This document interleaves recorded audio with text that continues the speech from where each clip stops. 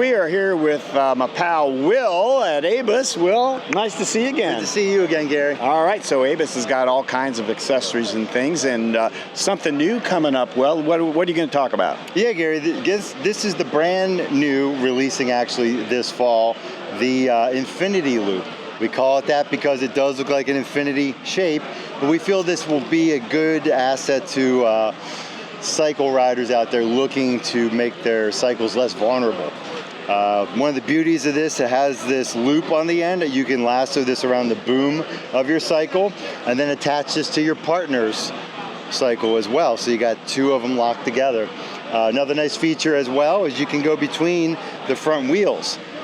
So basically, if you go between the front wheels, that is a wheel lock that the Dutch like to call it, so it prevents you from just picking up the back end of the bike like a wheelbarrow and walking away with it. The Dutch know a little something about cycling and security, I'm sure. They do. That's their game for sure. That's for sure. But this does come in 3 colors. It's available in black, sage green, and autumn orange. And retail on it is $79.99. And it's upcoming. So what's the thought on when this is available? The ETA should be this coming November.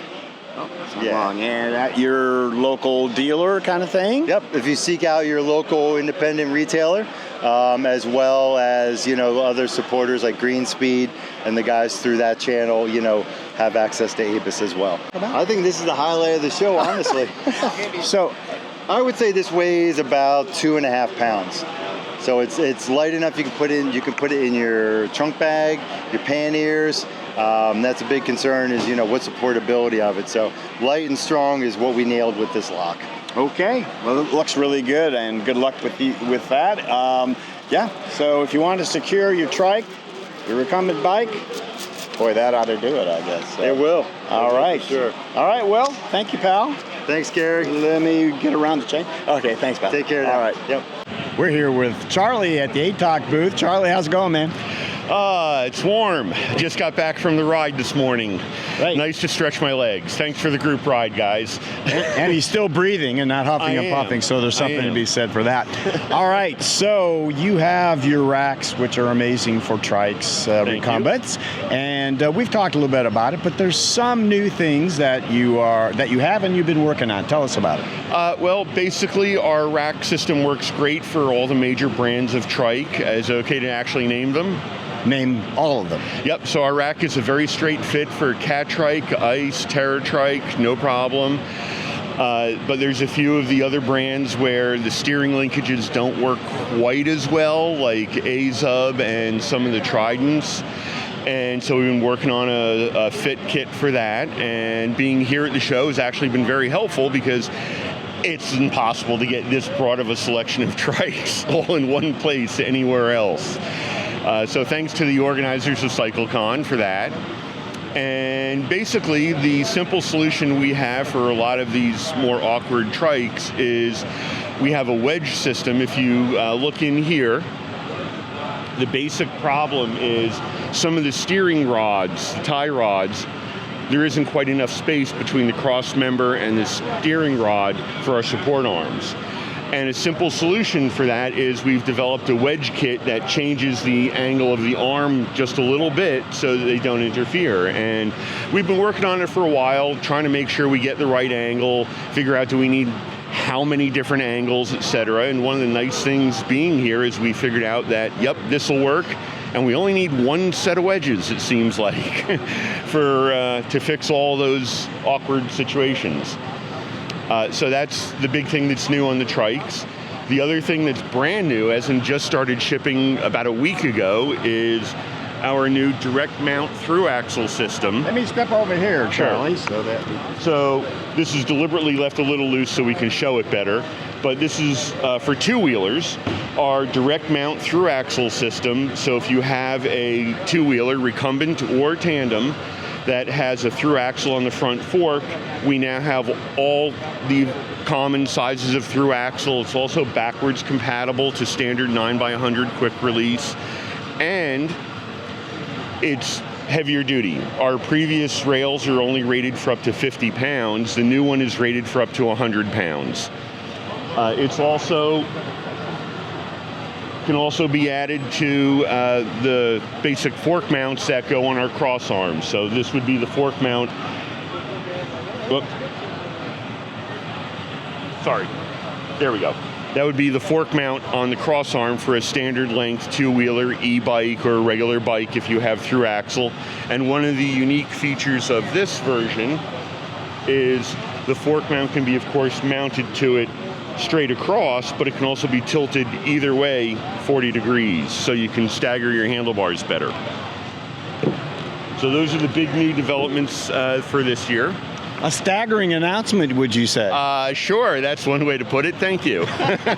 So that's Can I use that? Please, no charge, pal. All right. And I've got that on record. Thank you. You do, and you'll see it. So, all right, Charlie. Well, thanks for sharing the updates here at ATOC. We appreciate it always. Seeing you. Catch you later. Okay. All right, guys, we are here at the AZUB booth with my buddy Hansa. Hansa, welcome to Ohio again. Oh yeah, thank you. It's great to have you back here. So, nice booth as always with AZUB. You want to tell me what's going on with AZUB? What's new?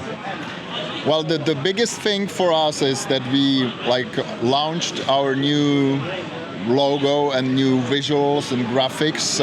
So after 22 years, basically, we have changed the logo. So we will celebrate 25 years next year. So it was kind of a long time planned present to ourselves.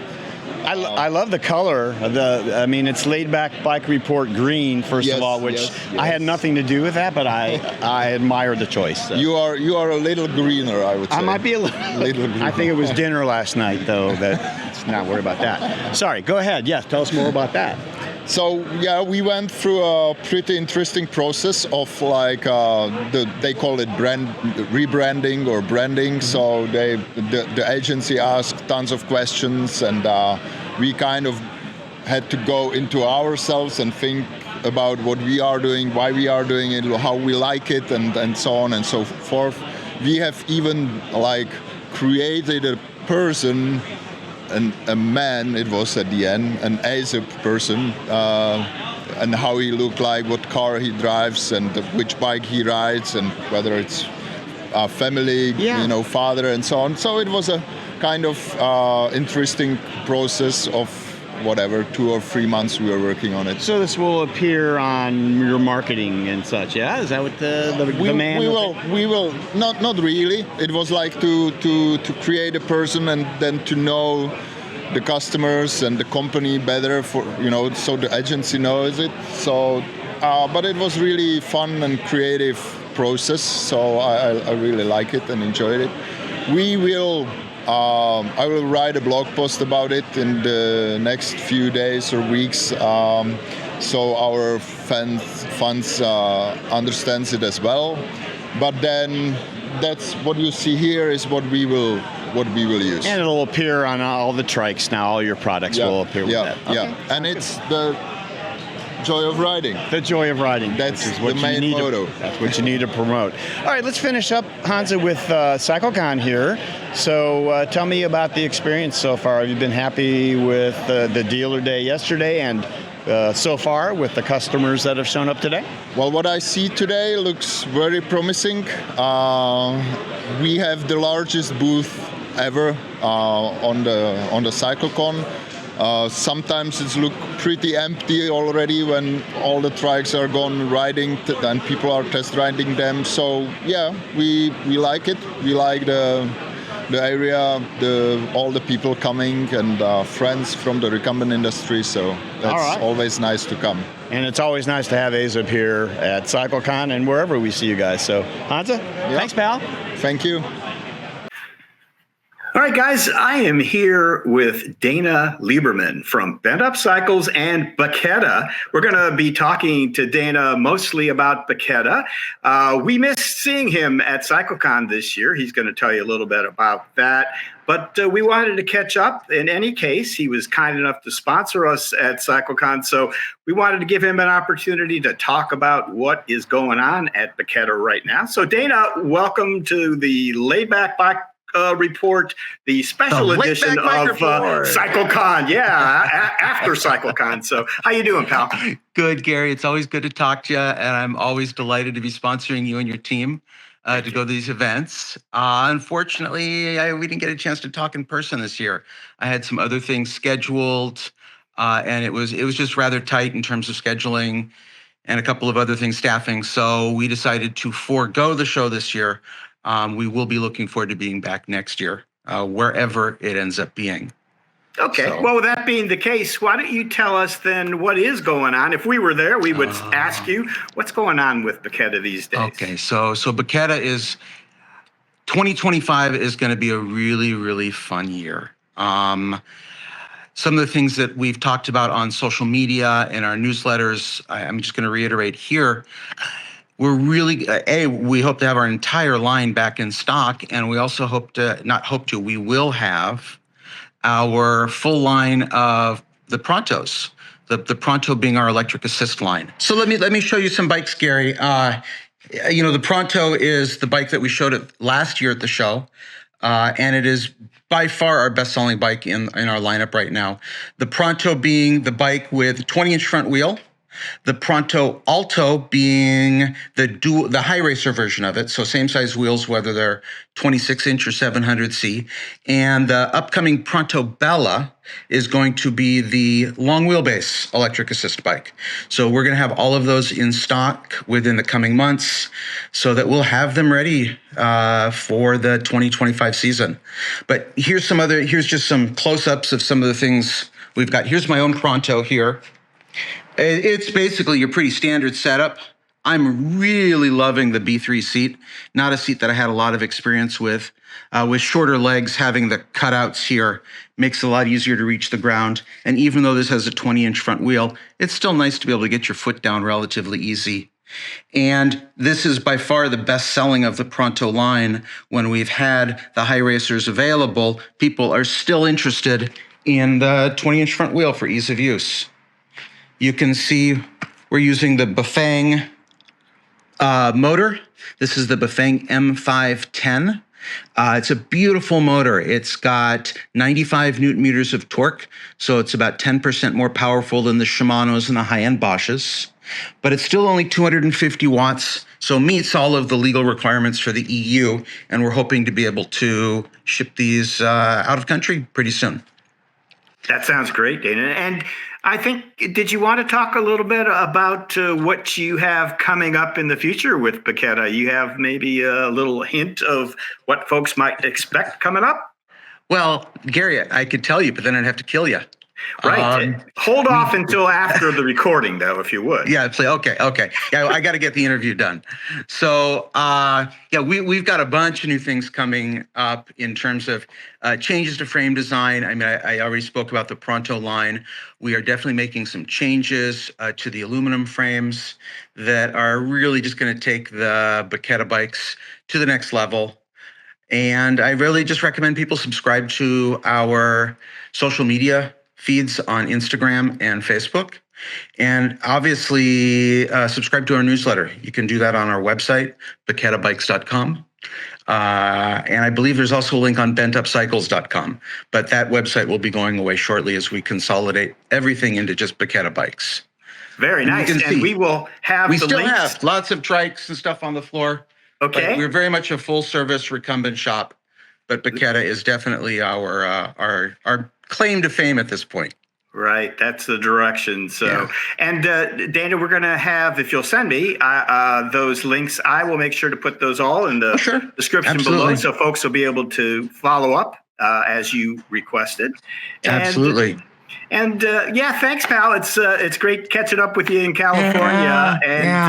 I want to thank you one more time for sponsoring us. That makes all the difference to us. It allows us to get out there and do the coverage we do. So we appreciate that, pal. Absolutely. It's my pleasure, Gary, and it's always good talking with you. And next year I'll see you in person. That sounds great. Bike Different. We're here with Chris. And Chris, a few changes from last year. I see we had a bike you were talking about, and now it's a trike. So tell us what's going on. I brought this trike here to the show so I could have people demo ride the trike with my latest and greatest part of what I make now, which are these full foot pedals. They used to be called barefoot pedals, but people told me they don't ride barefoot. So now I call them full foot pedals because they give you this full foot to pedal power transfer or contact with your entire shoe to the entire surface of the nice foot-shaped contoured pedals. These are 3D printed pedals with right now you have one side with no straps and the other side has the arch straps, and this is the newest invention, which is I call it a heel cup, because these polycarbonate wings here and then the adjustable strap, you just adjust this to center your foot on the pedal, and the pedal surface is contoured so it fits the bottom of your shoe. I like wearing boat shoes because they have this nice smooth low heel sole on them, which works really well with these pedals. Right. And then they, as I say, 3D printed. I custom make these now for my customers. I'm selling direct to customers. I will sell to dealers at a lot lower cost. But right now it's custom made to fit each individual's rider's feet. I take a measurement of the length of their foot and the width of their heel, because I make the heel cup to fit their shoe that they bike in. Okay. And then these are the safest, most secure, and the most comfortable pedals out there. They're the only 3D printed foot-shaped pedals that prevent leg suck without having to clip in. Right. To get in, it's real easy. You just simply loosen the arch strap. This is, set it and forget it. Once you set it, it fits your foot. And then you just cinch this down over the arch of your foot. It's nice when you wear these slip-ons because you don't have laces in the way. And then off you go. Okay, that sounds good. So the pedals you talked about last year, but I understand you are kind of branching out into something else as well. What's going on? What are you thinking? Well, here at the show, I've already sold a whole bunch of these, and especially to the adaptive cycling market. A lot of disabled people and veterans have bought these pedals already because they see the benefit for them, because it securely holds their feet on the pedals, and some of them have issues with keeping that feet securely held on the pedals, and this works great for them. And then also seniors like me, I'm getting old, see all the gray hair, so I'm also selling them to a lot of seniors. Okay, so you're branching out a little bit into some new business. Yeah. Tell us about that. Well, I plan on selling not only the pedals, but also I've been talking to some of the manufacturers here, like HASE, HP Velotechnik, and Sunseeker. I'm already a Sunseeker dealer now, since I got the trike. And then I plan on selling the Delta trikes mainly, because they're easier to get on and off, and they really work well for a lot of the disabled community to get on and off them. So I plan on becoming both a dealer, a manufacturer, and a new product developer all in one. So you do not lack ambition, Chris. I got a lot of ideas. In fact, next year I'll be coming to the show with that bike with an armrest steering I told you about last year. All right. And that, I think, is going to really be a nice feature for the people who may have arm issues. Right. You can even shift and steer with one arm. Right. So okay, we'll look forward to that. So, all right, Chris. Well, it's always good to see you. Always interesting to see what you got cooking. Thanks, Chris. Thanks, Gary. All right. We are here in the Carbontrike booth with my buddy Lars. Lars, how's it going, man? Yeah, really good, this show, actually. Much better than yesterday. Great. It was kind of hectic. So, and then yesterday was a little slow with the dealers, but today, lots of folks coming in. Good. Fun. Good. All right. So you have brought the Carbontrike that we have been talking to you about over the last number of months. Tell us what is new with Carbontrike, how's it going, and how has it been received here at the show? At the show, it has been received very good, actually. We are getting back to selling through dealers now. That's the biggest difference. Like, we were trying to sell direct for a while, and now we start to sell through dealers again. We have added a few pieces to the trike, but basically it is the same as before. But we make a much better assembly work than when Bacchetta did it. Than previously, yeah. Yeah. Well, you want to mention what some of the new small touches are that are different? No, it's basically a few pieces. We upgraded the neck rest, and we added a lot of practical parts that you can't see on this trike, actually. Okay. So you have the trikes available in that warehouse down in Florida, available, and you've got some dealers coming online, hopefully now. And so tell me what the next step is. You just hope to get sales up and then work on the next version? What's up? Yeah, exactly like that. I will not tell anything about the next version. So.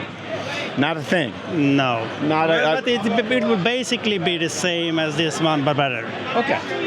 But not good enough, so you have to wait. So, right. I mean, honestly, it's a great trike. It's a beautiful trike, and they It's do... the best looking trike on the market. There you have it, folks. The lightest and the fastest. 3 good selling points. Yeah. All right. Well, And great. the only one in carbon fiber if you want that too. Right. And it's the only one with adjustable seat length. And we are the only one with like a space inside the frame. The only race trike with a rack system. If people wants to go touring. Yeah, you could put your lunch in there. Yeah. So you don't lose the stuff, you know, if you have been using a trike before. Right. If you have something in your pockets, you're going to lose it. There Put it them is. under your butt. Under your butt. That's Yeah. the place to be. Right now, you've done a little describing for us. I love it. So thanks a lot. All right. Is that good? Anything else? Yeah. All right. So Lars, thank you so much for sharing the latest from Carbontrike, and we wish you all the luck in the world. Thanks. thank you pal. very much. Okay. Yeah. Thank you. All right, guys, we're here at the Catrike booth with my pal Mark, and we're going to talk about a few of the amazing Catrikes we have here on display. Mark, how you doing? Everything's good. We're glad to be here. We're glad to see the Laidback report here, and sure we're going to have some busy couple days ahead of us. I hope so. Well, why don't we start talking about, I think, the Max, maybe. Tell us what the Max is all about, who it's for, and give us some of the highlights. Yeah, so we created the Max probably a little over a year ago. It's one of our best sellers. We created it to have a little higher weight limit. It's got a 375-pound weight limit with an extra 50 pounds put on that for packs and racks. It sits up a little higher. It's got a wider track. So it's just a really user-friendly trike for everybody. And what's really amazing is we thought it was just going to be for larger people, but if you register your Catrike when you buy it, you get a free t-shirt. And I think we've had like 3 or 4 size medium shirts that came in on the Max. And then the other thing is when we go ride, we do a staff ride on Friday morning, and everybody fights over to who's going to ride the E-Max. So it's a really cool trike. So it turns out to be a lot of fun, maybe more than you initially expected, huh? Yeah, all Catrikes are fun, so I always expect them to be fun. Of course, of course. Okay, what do you want to talk about next? Well, we're made in the USA. You guys have visited our factory. We keep improving that all the time. We try to be more efficient. The bike industry is kind of taking a turn from 100 miles an hour to where it is now. So we're in really good shape. So make it through the winter, and next year I think we're all going to be a little more normalized. Okay, I'm all for normal. So, all right, how about, can you bring us up to date a little bit about the features of some of the e-assist that you have on the various Catrikes? What do you got going on there? Yeah, so we just do a Class 1 motor from Bosch, a 400 watt-hour battery. So it's a really easy system to use. It is a little more expensive than a lot of other units out there, but we've had virtually like 1 warranty issue on a display. Some of the wiring harnesses, people are pulling those out or something, but besides that, it's just a worry-free system. Everybody's super happy with it. All of our dealers think it was just a really good choice, and we have a really good relationship with Vapor Propulsion Lab, and they take care of us really well, and we work, hand in hand with them for supply chain and get the right amount in our factory, because we're just in time with our lean manufacturing, and we want to have the right amount to supply all of our dealers and not run out and not have an excess in our factory either. Okay. Now, you had mentioned to me before we fired up the mic and the camera here that the percentage of e-assist for Catrikes that you sell is a little bit lower than maybe some of the other brands, and you have an idea about why that might be. Why is that? Yeah, just what I heard from other manufacturers. I don't have all the numbers right, but I know what we do, and it's, I think about 30%. One of the cool things we have is we sell an e-kit that will retrofit on a Catrike all the way back to 2005 or 2006. So a lot of people are upgrading their trike as they're aging, or just want an e-assist. And the cool thing about Catrikes is they're super lightweight, they're super efficient, and they're just really fun to pedal around without a motor. So you think maybe people are buying Catrikes and just pedaling them, as you say, and maybe they find that might be the easiest brand to pedal around without a motor? Yeah, I mean, that's what it's all about. Get outside and exercise. Sure. And, you know, it's nice to go 40 miles and see a whole bunch of stuff, but it's also nice to go 15 miles on your own power and, you know, enjoy the outside. And afterwards, you can have a nice dinner and sit on the couch and be happy. That's all nice stuff. You know what else is nice, Mark? It's nice that you guys sponsor us at all these events, including today at CycleCon. So we want to thank you so much to have Catrike as our sponsor. You guys are always there for us. We appreciate it. Oh, you're welcome very much, and we appreciate what you do for the industry, and I think we're up the road a lot farther than we would be without you guys. Okay, well, I'm not sure about that, but we appreciate it, so thanks. All right, thanks, Gary. Okay. We are here at EBO with my pal Jason. How you doing? I'm doing great, thanks. It's good to see you once again, and I guess there's been a few updates or maybe changes with EBO and the motor. Tell us what you got, Jason. Yeah, so the big updates we've done this year is new display. So we're a little more compact, smaller display with all the same information we had before. All of our batteries now are UL certified. And then we also added this new device. We use this on our house brand, upright bikes. This is a torque sensing bottom bracket. So this guy here basically works just like any other torque sensor. The more pressure you apply to the pedal, the more power it gives to the motor. We're finding at this show, it's the first time we introduced it on the Avenue Trike. Everybody seems to be just loving it so far. So give us, if you can, describe for us the feel. So I assume this is all about the smoothness of the pedaling and the torque center. What are people saying? The big thing is when you're on a cadence-based sensing, you know you're kind of just pedaling along soft. It's always activated. With this torque sensing, you can pedal nice and soft in any mode, and it's not quite activating, or not at all, until you actually put that pressure on the pedal. So it's feeling a lot more natural, like a standard, mid-drive motor. Okay. So Jason and I, in doing some interviews around the show today, I've noticed your motors popping up on a few of the manufacturers' trikes. You've been working with some of these guys, yeah? Yeah, we're becoming OEM on quite a few different trike companies. I think we're 3 or 4 right now. We're working with, and we're hoping next year everything will be finalized and out the door, kind of like the Avenue. We're OEM on those, and it's been working fantastically. And we're constantly improving on what we're doing and making the trikes going out even better. Another example is light package. I know a lot of people are asking for lights. So we added a front light and rear light onto our system that runs off the main battery. So yeah, we'll look forward to seeing what you have signed up for next year, but it looks like you guys are making tremendous progress, and we're glad to see it. Well, Jason, lastly, I wanted to thank you so much for being a sponsor of the Laidback Bike Report here at CycleCon. We appreciate your support for that, so thanks, pal. I appreciate what you're doing. Okay, Thanks. Thank you. All right, guys, we are back here with my pal Rakesh from Falco eMotors. Rakesh, how you doing? I'm doing well, sir. How are you? I'm doing good, and it's nice to see you again. And Yes. going to get some updates from Falco here. Some things have happened since last we talked. Tell us a little bit about what's going on with Falco first. Yeah, so, we went through few setbacks, and we're trying to recover from the setbacks. So I think now we're in a position to reclaim our rightful share in the market. So we have a lot of great products. We have this wonderful trike. I love this trike. It's great to ride with, and it's magical actually, right? So that's why we call it 3 wheels of magic, right? So this particular trike, I love it because it's not only has a number of features, but also it integrates really well with our eDrive. So it's a chromoly steel frame. It folds, right? So I can easily fold it and put it in my car, which is great. We have got 24 speed on it. We have got 750 watt motor, 400 watt hour battery, and rear suspension. Right, Shimano derailleur front and rear, and really comfortable handlebars. So I can sit on it, ride it for miles and miles, and never come back.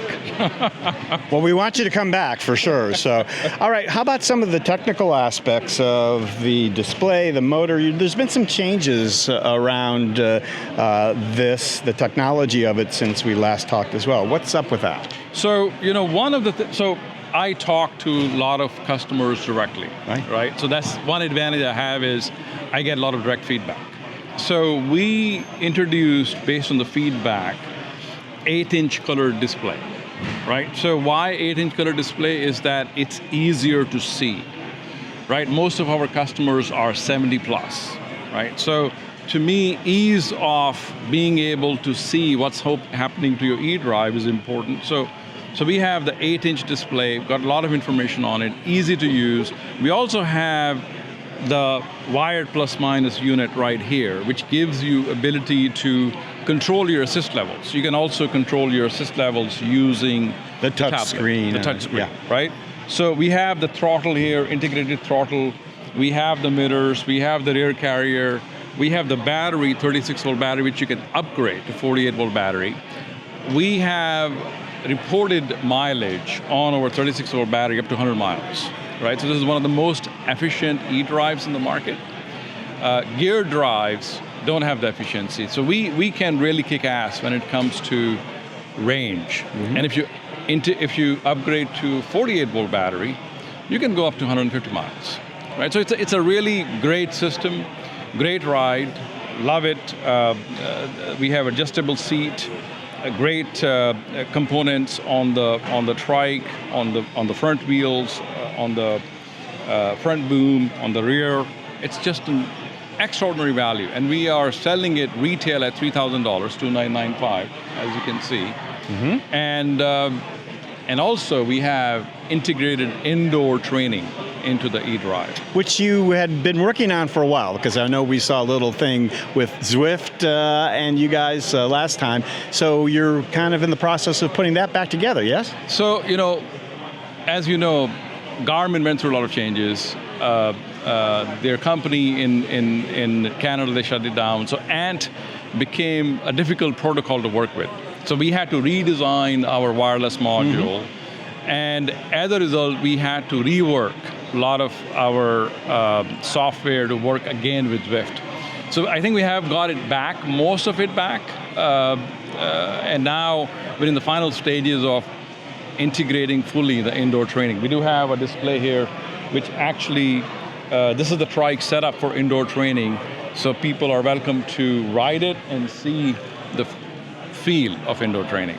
Nice, nice. All right, Rakesh, if some of our viewers are interested then in purchasing either just the motor or this amazing new trike of yours, how can they do that? What's the best way for them to check it out? So we have a new website called falcoedrive.com. So, and that's the best way. We also have a dealer network. So if you want a product information, we have a lot of information on our website. We also have a good dealer network, and we are building our dealer network again after the setback. So we are hoping to be able to be accessible to all of our customers very soon. That sounds great. And I wanted to thank you especially for sponsoring us here at CycleCon this year. You've always been a big supporter of the show, and it's much appreciated. Thank you. Oh, it's always an honor. It's always an honor to see you, to work with your guys. It's wonderful. That's Trey. That's Trey right there. Yes. Thank you. Okay. Thanks a lot. Guys, I'm here at the HASE booth at CycleCon with Anya and Henry, and it's great to be back with you guys again. I guess you got a little something to talk about here. So let's start with you, Anya, maybe. Tell us what's going on maybe with HASE USA, and then we'll get into particulars. So HASE Germany developed a new trike, but I want to say where we are. We're at CycleCon in Xenia, Ohio. I'm not sure if you can say that. Can you say that? Yeah. Xenia. I'll say it. Yeah. You say it. Yeah. And we're showing the new trikes. We're showing Catweasel 1 and Catweasel 1 Up. Henry spent a couple weeks in Germany looking at the trike, developing the trike, and riding the trike.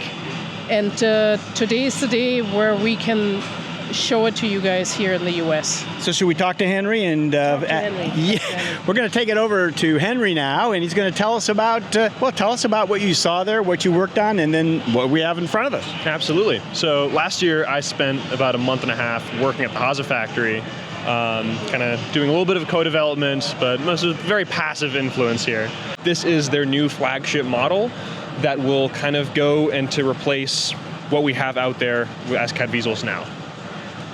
Maybe you could tell us a little bit then, what are the changes? Why is this different than the current Catweasels? Sure. I mean, if you take a closer look at it, it's a brand new frame. It's a total redesign. The whole front rear suspension, totally redone. So in the rear, we have all these new featherings. It's a whole, I think it's the McPherson's principle, where it looks a lot more similar to a suspension of, say, like a car, of a fully adjustable coil spring instead of an air suspension. So you have guaranteed less wear. It's going to last longer, and you can get a lot more out of your suspension build. And so far, that is kind of the biggest difference, is that you have this full rear suspension. All right. And as we move forward on the trike, is there anything else that's worthwhile talking about here, or is that pretty much the same as the old Catweasel? In the front, it's about the same. You'll see here, coming with the standard models now, we have an EPH Shimano system, which is classic with the older Catweasel models, and it's just kind of carrying forward with that. So the big thing with HASE all around is, of course, adjustability. That's what HASE is the best at. But they took it even a step further with the new bike, where it can be adjusted from a height range of almost a little under 5 foot to well over 6.5 feet tall. And Hendrik here is going to give a little example of how short it can go and how tall it can go. So there's just one Allen key. With just a single Allen wrench. With the one Allen key, you can change how tall or how long the bike is. So he's going to loosen the bolt, and all he has to do is push it in, and that's as short as it goes. And once he has it shortened all the way, you can flatten the seat, bring down the handlebar as far as you can, and it fits in the trunk of your car. That's amazing. And do you have to actually be German to be able to do this, or can an American do this? Anyone can do it. Anyone can do it. Last I checked. That's great. That's awesome. And so that's how small it can get. And then we want to take a look now and see how long we can make it as well, yeah? Absolutely.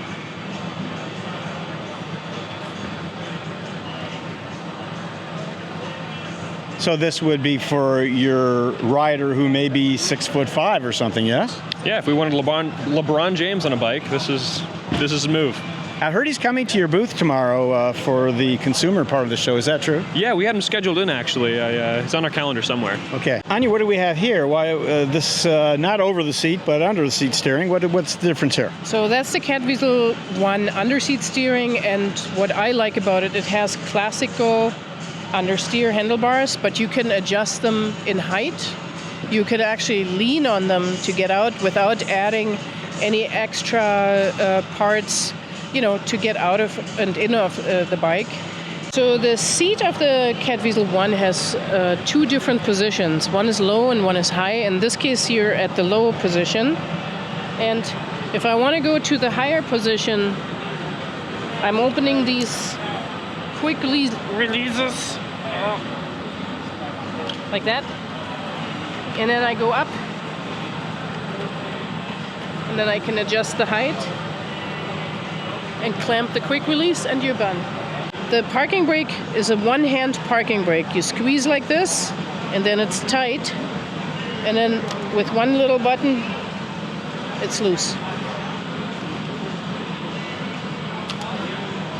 All right, and so another feature is the crank length, yes? Yes, so the crank length, remember, if you're small or not as tall, you need shorter cranks.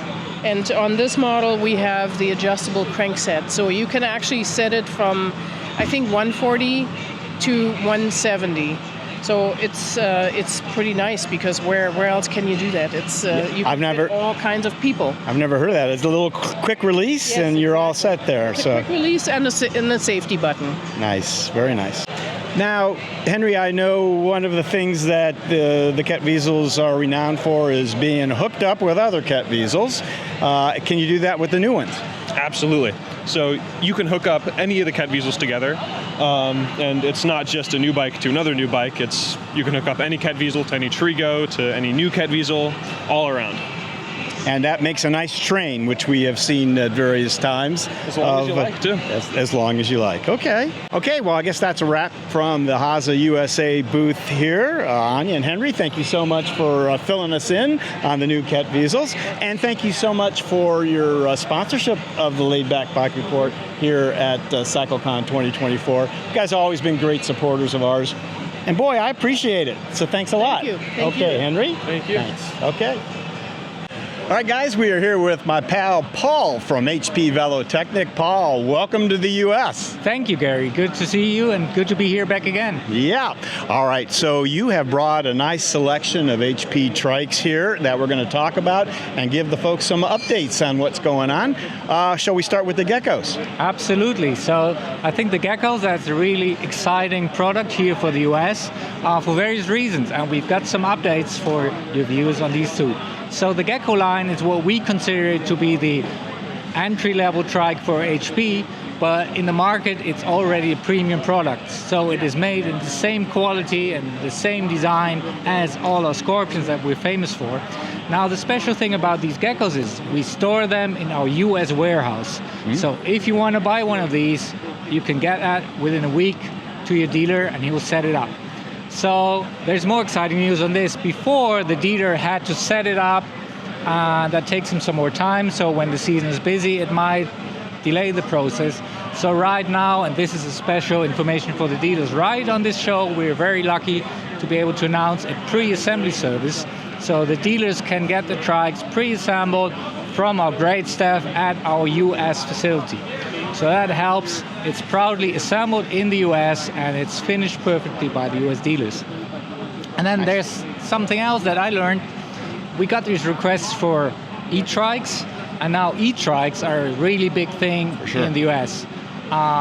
Usually everything comes from the US to Europe, like BMX, skateboarding. I was looking at the mags here and it took a couple years. Now e-bikes and e-trikes have been a big, big thing in Europe already for 15 years. And right on this trip here, I see it's picking up to a huge thing in the US as well. So I came down to Miami on the trip and then made my trip up. If you like, watch that, go to our YouTube channel at HP Velotechnik. You can see some videos that we took riding in Miami and Savannah and Greenville. It was great fun, but it was a serious business trip. So what I learned was there is a demand for retrofitting trikes, and there is a demand for equipping these US Gekkos with eMotors as well. Now, up to now, that was not possible.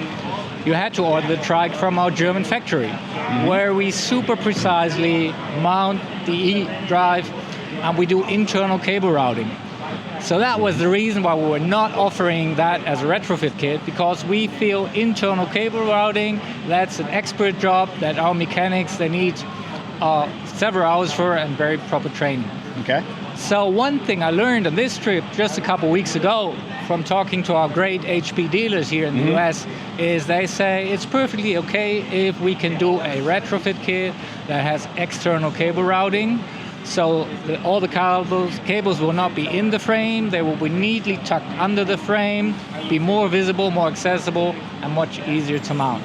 So here's the great news, and that's new, it's not printed yet. The dealers are going to get this information in the next days. E-kits are coming available just in a couple of days, shipped from the US. So by the time folks see this, that will be happening already. So retrofitting an e-kit to any of these, that's great. Yeah. All right, what's next? You want to talk about the Scorpions? Yeah, we're at the Scorpions and we're still talking electric because at HP there's a lot of energy, and that's not only due to the electric trikes picking up in the market and being a real great thing for people getting them riding trikes farther and farther uphill than they ever did before. So I was talking about the e-kits. These drivetrains, they come in various spec options. We are a proud partner of Shimano. Shimano is doing a great motor. It's very, very silent and it's very powerful. So We do have various price levels. With the E-Kit and on the Scorpions, we have the top-of-the-line motor that Shimano just introduced a couple of days ago. And that's the Shimano 801 motor. Okay. And now there's something special, which I'm going to point out here. It's the 801 Cargo. Now you would wonder, why is there a cargo motor on the Recumbent trike? The reason is, on a cargo motor and a cargo trike, Shimano's engineers allowed them to release the full power right from the first pedal stroke. So they don't want these motors to be put on any upright mountain bike or bike, because you're going to do a wheelie and flip over immediately. Right. It is so super powerful. So that's great for cargo bikes, but of course it's also great and perfect for a recumbent.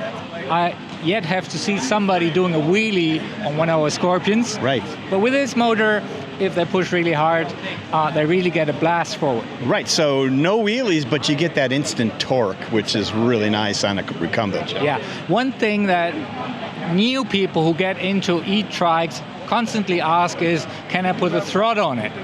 Now here we're on a mission. We think this is a tricycle. It's a bicycle. You can pedal it. It keeps you healthy. You can have fun, and you get the extra support. So usually we advise against throttles, because then it kind of turns into a motorbike.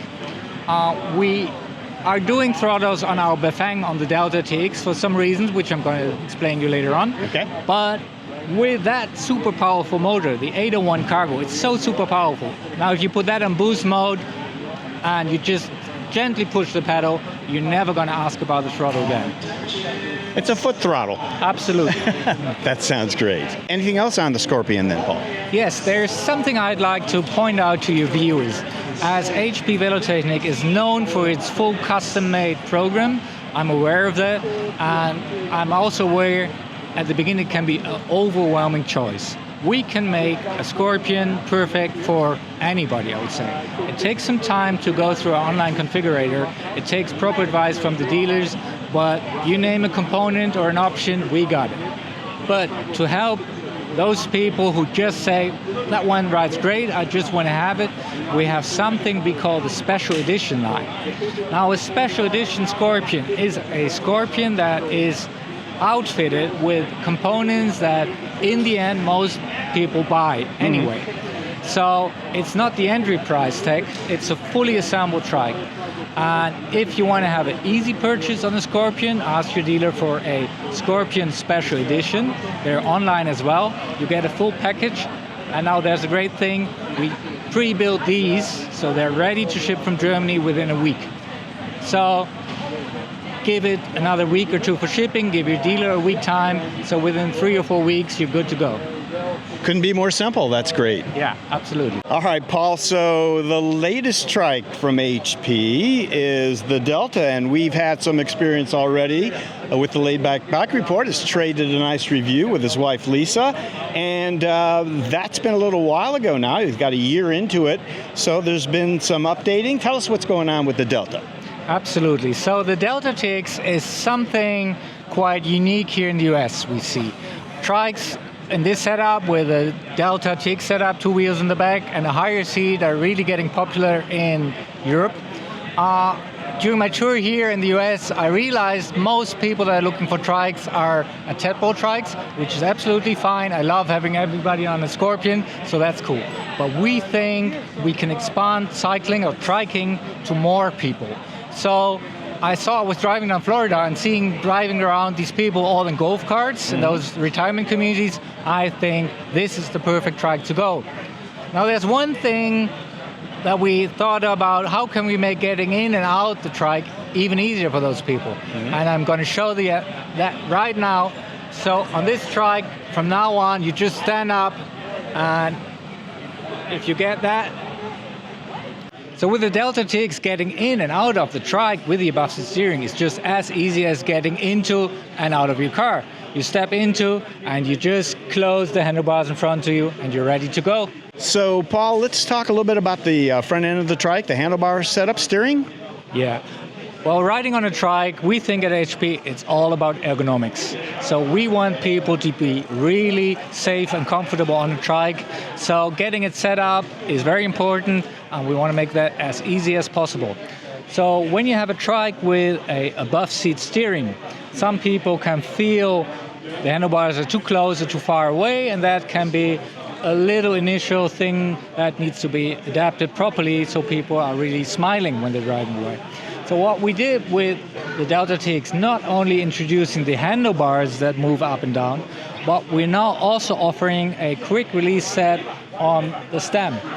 So as you can see here, the stem, it's a 3-piece design, and there are 2 quick releases on it. So either the dealer or even the rider who rides the trike can, within a minute, set up the handlebars just where they want them to be. Okay, Paul, so one final feature on the Delta TX that you're excited about that's very unusual. Describe what goes on if you want to store this trike. Absolutely. We're going to make that as easy as possible because it's the usual question. I do already own 3 HP trikes, so how can I make this fitting in my garage?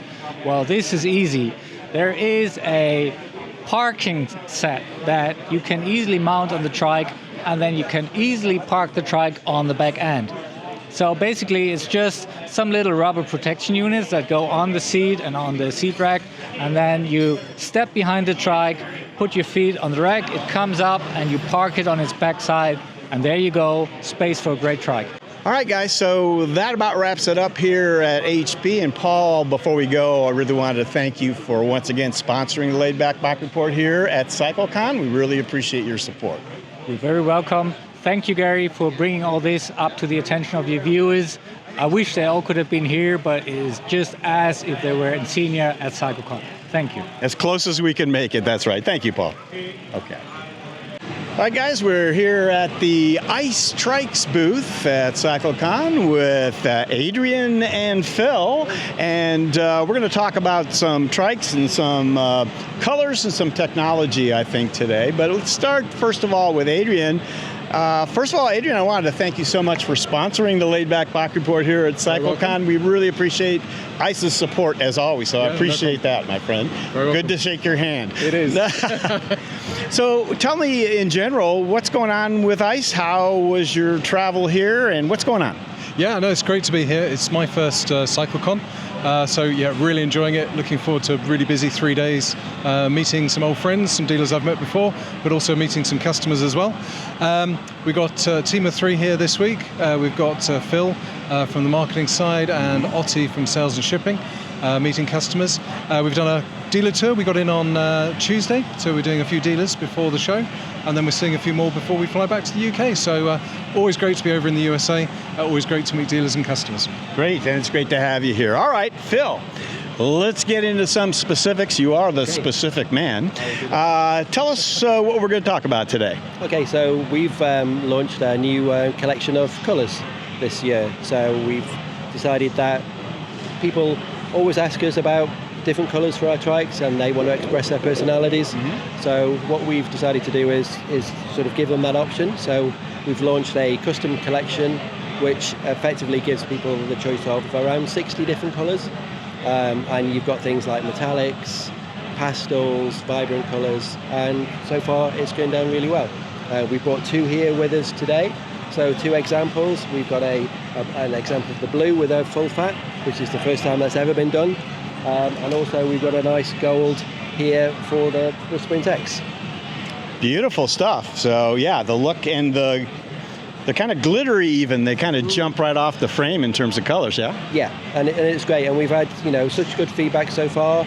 It's a slightly longer lead time because it's a bespoke process. It's hand done. Each one is individual to the, we're not doing these, en masse. This is going to be one-off per customer, so you can get your unique trike. Good. All right, and you wanted to talk about the lighting systems on here too. Go ahead. Let's hear about that. We're now sort of starting to ship the new lighting system, which is got a sort of integrated brake light as well. So as you pedal and you stop, this automatically flashes. It works with the Shimano step system, so it's fully integrated, and it's also built into the new flag mounting system. So the flag is higher, it gives you a little bit more extension on that. It's quick release and it works really well. So it's a nice new feature for our trikes. Great. And so the trikes, the lighting systems, this all can be had here in the U.S. at your dealer network, yes? Tell me a little bit about that. Is it extensive? Where can people find out where they can find a dealer? So our website has a pretty comprehensive list of all our dealers. You can find out where your nearest one is. All our dealers are sort of unique and individual. Some are very small sort of family-run bike shops, and some are really big sort of showrooms where they have maybe 5, 10, 15, 20 trikes of ours for you to have a go on and try. So we love our dealers. They are our friends. We know them more personally.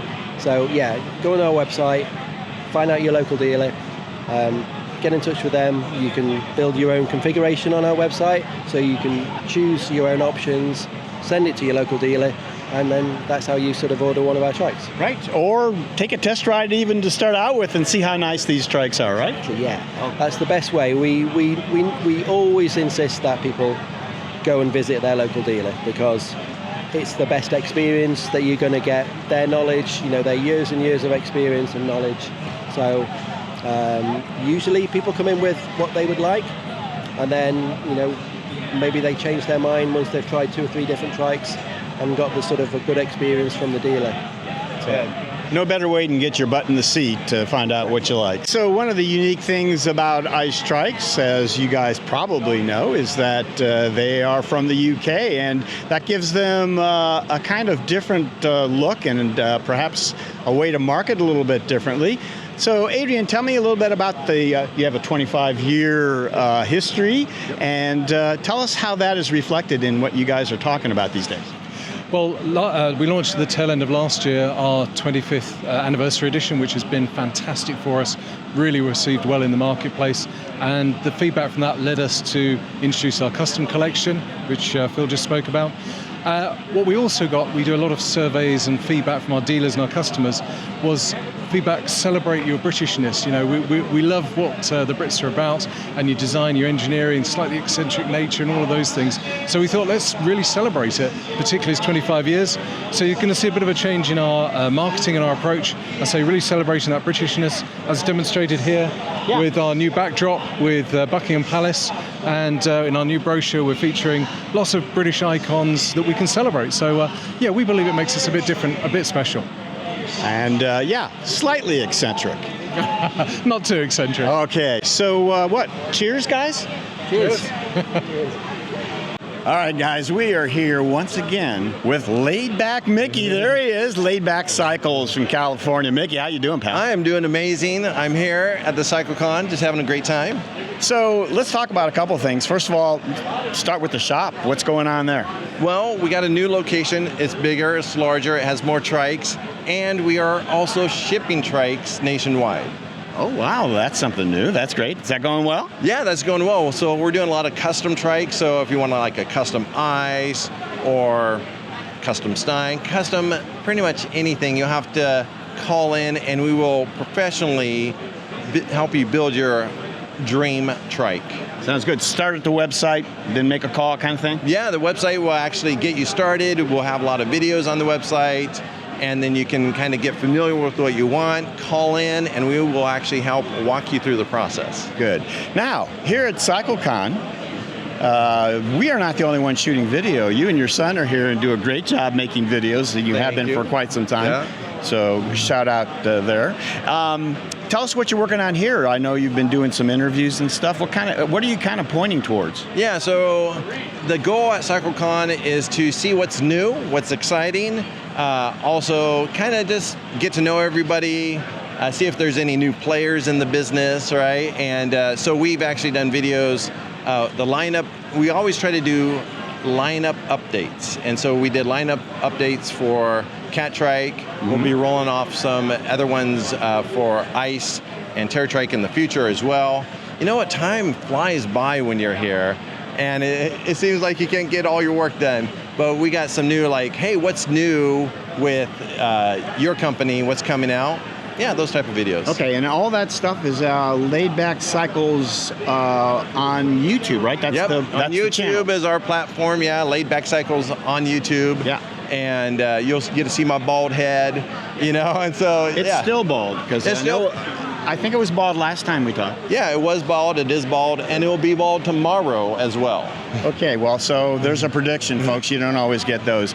Well, Mickey, thank you so much for that. I hope you guys check out the YouTube channel. If you're looking for a trike, check out Laidback Cycles. And thanks for sponsoring us again. You always are such a great supporter. We really appreciate it. It's my pleasure to sponsor you because you do such a great job for the whole industry, and we just love the work that you do. We love your content, and I love watching it. Thank you so much. That means a lot. So thanks, Mickey. All right. Thanks, Gary. There's really the best thing to see about it is that there are no moving parts. The only thing that moves is the outside and the inside relative to each other. And they rotate on these big, huge bearings. So the bearing is the only thing that wear out, and no one's done like that. So there's even a lot of cleverness here. Like this is the torque system, and it's communicating with everything else using an RFID signal. So it's wireless within the inside of the motor, and there's no heat sensor. It just there's something called Ohm's law, V equals I/R.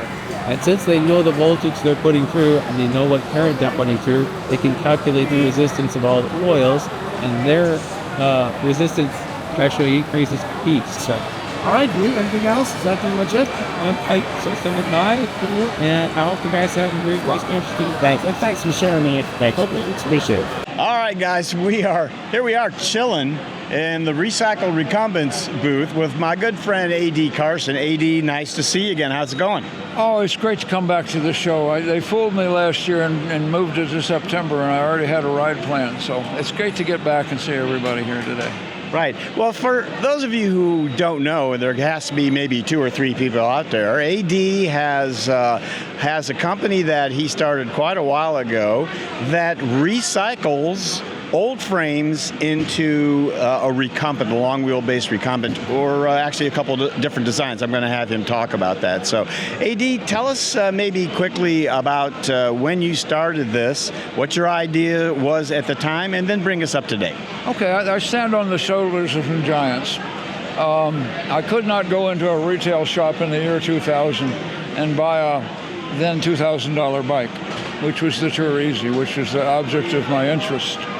So the next question is, how do you get there without spending $2,000? There are some other giants who had internet sites at that day and time. I read profusely on the internet, came up with an idea from others about how to recycle old, let's call them 10-speed road bikes, into a new and elongated frame that approximated the design of the Tour Easy. One of those authors was Garner Martin himself, who wrote a semi-famous 46-page typewritten paper with 2 pencil drawings about how to make something like a Tour Easy. It's a Tour Easy clone. So that was helpful. I feel like what I did put my own twist on it. And both we'll call it the Mach 1, later the Mach 2, and the Mach 3 all came from that beginning. All right, great. So, to be more specific, you weld up these frames. You cut the frames from the old bikes, and then you weld up a new frame according to these specs. Absolutely. Yeah. Tell us maybe more about the process so they understand. Sure. Would you like the visual aid? You can just talk about it, and Trey's going to get a shot. So okay. Well, you basically to make a regular diamond frame into a long wheelbase recumbent, you have to shrink the main triangle between the head tube, the bottom bracket, and what used to be the seat position. That has to be smaller.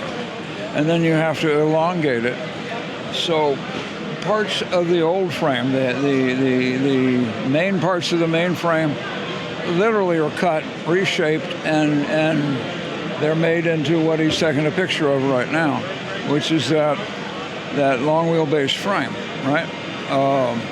There are a lot of boat anchors along the way that testify to the fact that it's an experimental process. But what you just took a picture of is a refinement of that process, and probably This one was made last week. It might be frame number 506. I don't know. I've lost count long ago. So I'm pretty good at it. Yeah, well, you've been doing it long enough to have figured out a lot of the problems that you might have started with, and now it's like got to be much easier for you. So it's certainly straightforward, and it's like practicing a golf swing. It gets better the more you refine it. It's a skill set. Okay. But the reason it went public was, number one, I wanted to make more, and I can't make them all for myself. And number two, I had feedback from customers which told me what I thought, which is that it's a very good bike. So I went public with the website, which encourages you to make your own, and it turns out there are a lot of people that talk themselves out of learning those skills. So there's help along the way. If you want a naked frame, I can sell you that, and you can be your own painter and mechanic. If you want a finished kit, I happen to know a really good powder coater in my neighborhood.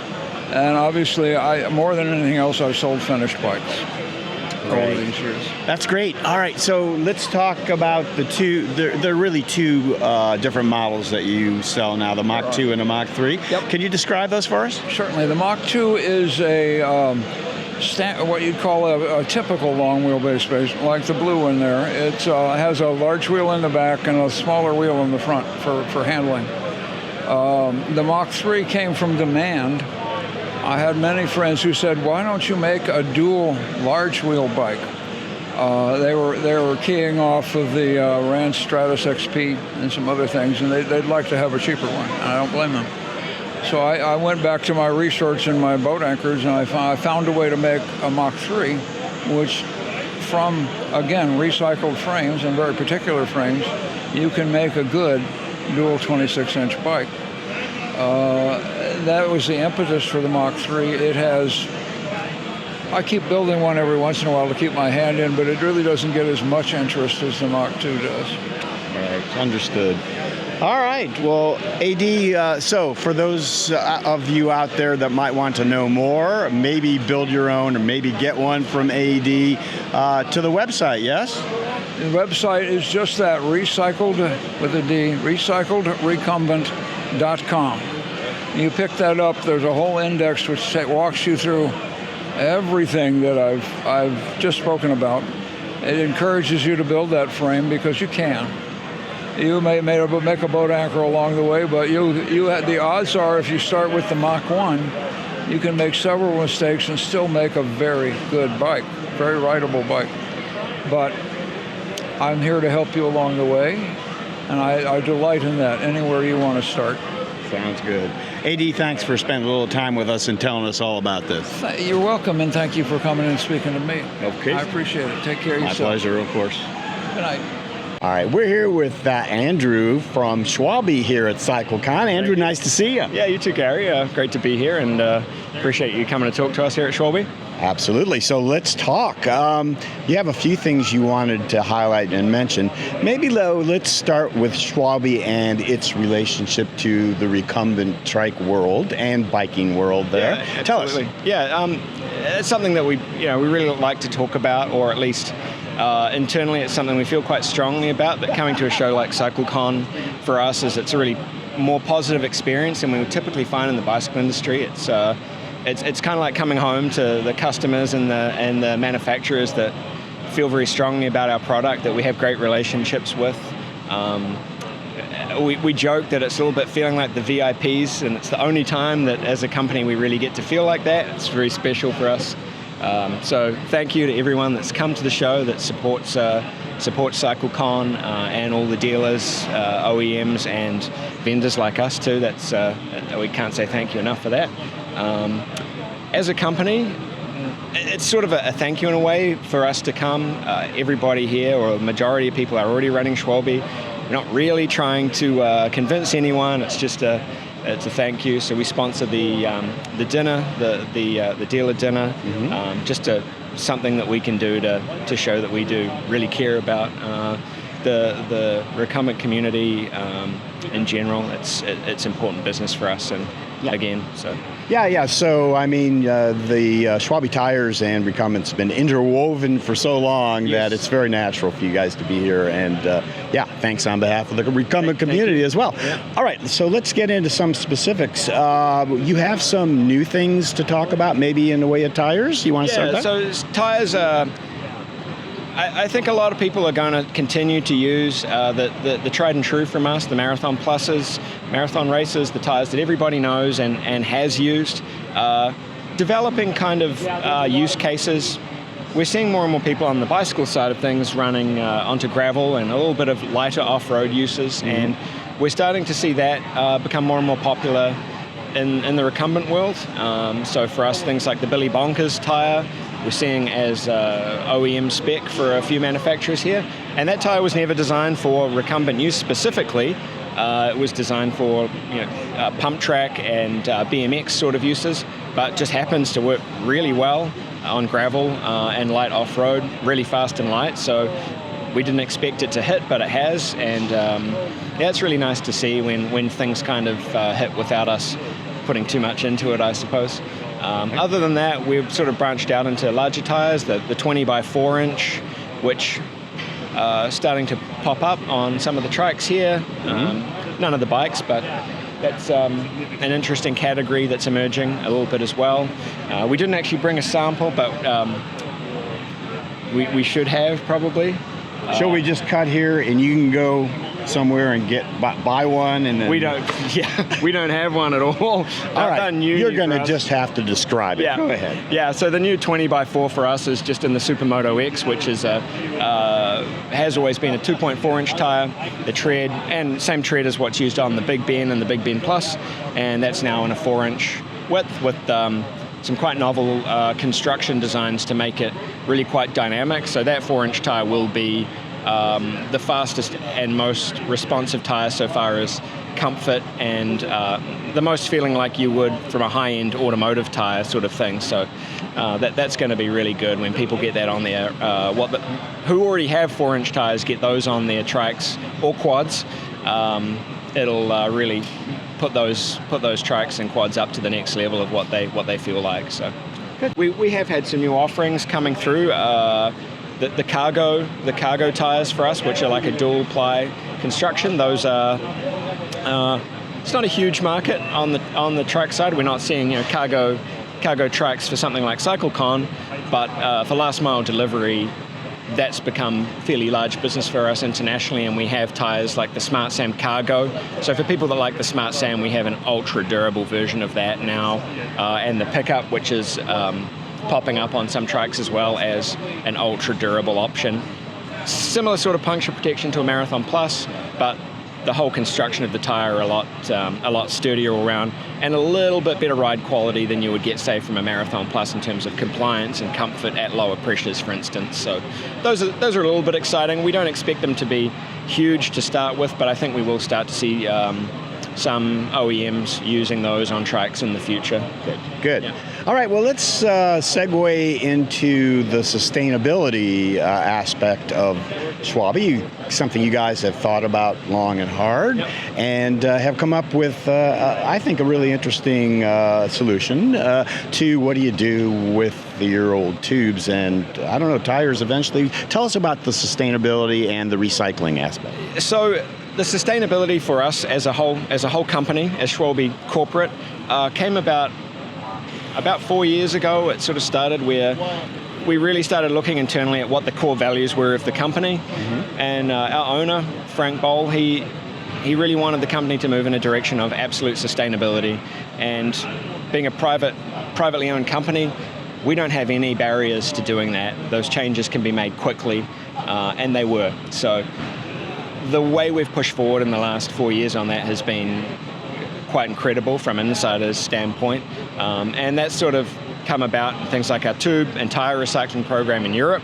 We haven't launched tire recycling in North America. We're not sure if we will for logistic challenges, but for North America, we're now recycling tubes. So that program is fairly simple. The tubes, consumers can return tubes to dealers. The dealers put them in boxes. We pay for shipping back to our warehouse in Ferndale, Washington State, and then we ship them overseas to get recycled back into new tires and tubes. So that's the big question that we keep having is, what are you doing with all these old tubes? Well, the simple answer is if you buy a Schwalbe tube, at this point it's 25% recycled content. So our old tubes, if you buy a new tube, there is a possibility that if you've recycled a tube, some of your old tube is in the new one, and that's kind of a fun thing for us. It's another level than rubber recycling in the past for things like crumb rubber or filler aggregate for roading or things like that, which use butyl rubber products, automotive tires, that kind of thing are typically used for. So if they are using a tube, a Schwalbe tube that has been recycled, and they go out and ride on that, they are actually recycling. Yeah, you could put it that way. Absolutely. Yeah. That was horrible. I'm sorry. I apologize to Schwalbe for it. Right? Yeah. Anyways, I think that's awesome. So great. So guys, Schwalbe, buy the tubes, buy the tires. You guys are already really doing that, but I thank you so much for telling us all about it. Just a final word there to everyone at CycleCon, everyone in the recumbent community. Thank you. We really appreciate the business, and please keep buying the tires. We like you very much for it. We appreciate it. Andrew, nice to meet you, pal. Thank you. Okay. Guys, we're here with Janet from Steintrikes, and my gosh, Steintrikes has an amazing booth and a little bit extra this year, Janet. How you doing, first of all? I am doing wonderful. It's been a wonderful year for Steintrikes and for our Smoky Mountain bags. Happy to be here. All right, so tell us a little bit about what the setup here at CycleCon is. This is very unusual. What do you got going? Well, the main thing we do is suspension. That's our plus. And so why not develop a track such as we have behind us with speed bumps, with little ramps you can go on. We have 4 inches of full suspension, so we wanted a way to show that. So that's why we've developed this.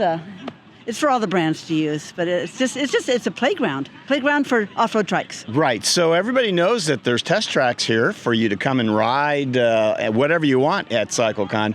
But this is the first time we have seen an off-road test track, and it's a beautifully done, lots of fun kind of place to ride a trike, especially one that's got 4 inches of suspension, would we say? It is. Yesterday I was watching a couple of the young guys out here. They were racing, they were sliding around corners and whooping and hollering, and it was great fun, exactly what I wanted. So we have both the Wild one, Janet, and the Rebel, I guess, that you brought as well. So why don't we start with the Wild one? What's up with that? The Wild one, we have the 24. We're selling a lot of the 24 all the way around. It's a great touring rig. The longer wheelbase makes it more like the minivan, the plush experience. So that has become my all-time favorite, which is on my left right now. This one happens to have an Ollie motor on it, which I just rode my first Ollie about 6 months ago. I thought, I don't need a motor. But oh my goodness, this has been life-changing. It's totally intuitive, plenty of power, quiet, sleek. Ollie is an Italian system and well supported here in the U.S., and I'm thrilled with it. So that's what's going on with the 24. Okay. And we continue to have our 20-inch all the way around, or a 16-20. Basically, you know what? Another of our specialties is we can configure a trike any way you want it. If you want a 20-inch, you want 26-inch wheels, you want 16, you want 20. Just basically tell us what you want. Brakes can be any type of brakes you want. We're totally custom. And our specialty this year has become colors. Everyone seems to want their color to match their fingernail polish or their socks or their helmet or whatever. So we have placed quite a few custom orders this year. And our turnaround time is usually 2 to 3 months from when we get the order to when we have it to the customer. Okay, that's good. Now, the Rebel. Trey and I first saw the Rebel at Betsy this year, and Robert and Victor showed it to us, and now you have it here, I understand. Tell us about the Rebel. We do have the Rebel, and it's great. I guess I promote it mainly for folks that are an aggressive riding style. I guess that's a polite way to put aggressive, yes. Like the kids we had out here yesterday that were just tearing up the track. It's great for if you have a 1,000-watt motor, a lot of torque. Our frame can take it. It's basically the same trike, except it's got fatter tubing, stronger, more robust tubing. So it will withstand vigorous riding style or the high torque of a high-power motor. That's what the Rebel does for us. That sounds great. Now, the other line of products that you have picked up recently has to do with some bags, I guess. Tell us about that. It does. We have 2 bags. We have one that it's called our Mini, and there's a strap that goes across the seat, and then 2 bags hang down on either side of you. And that way you can keep your keys, your candy bar, your phone, anything of value. And then you stop to go into a restaurant and you just grab the bag, you sling it over your shoulder, and you walk in. You don't have to go fumbling for your important things. Well, you could maybe fumble and grab a bag right now. Don't you have one to show here? Or more? Yeah, tell us what you have. This is our mini bag.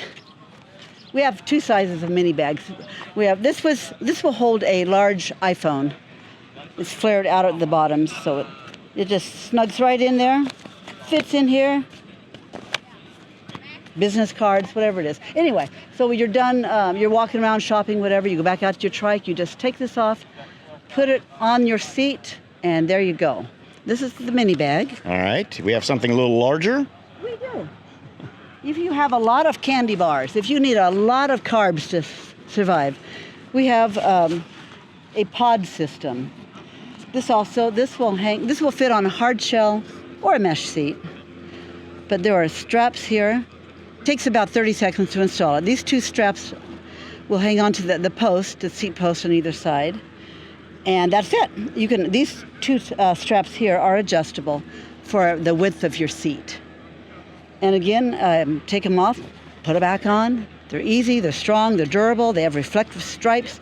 Inside they have mesh pockets, zippered. So this is a great bag. And they come in different colors. You don't have to have hot pink. I just did that so it would show up. But most of them are black. Can you get colors to match your fingernail polish?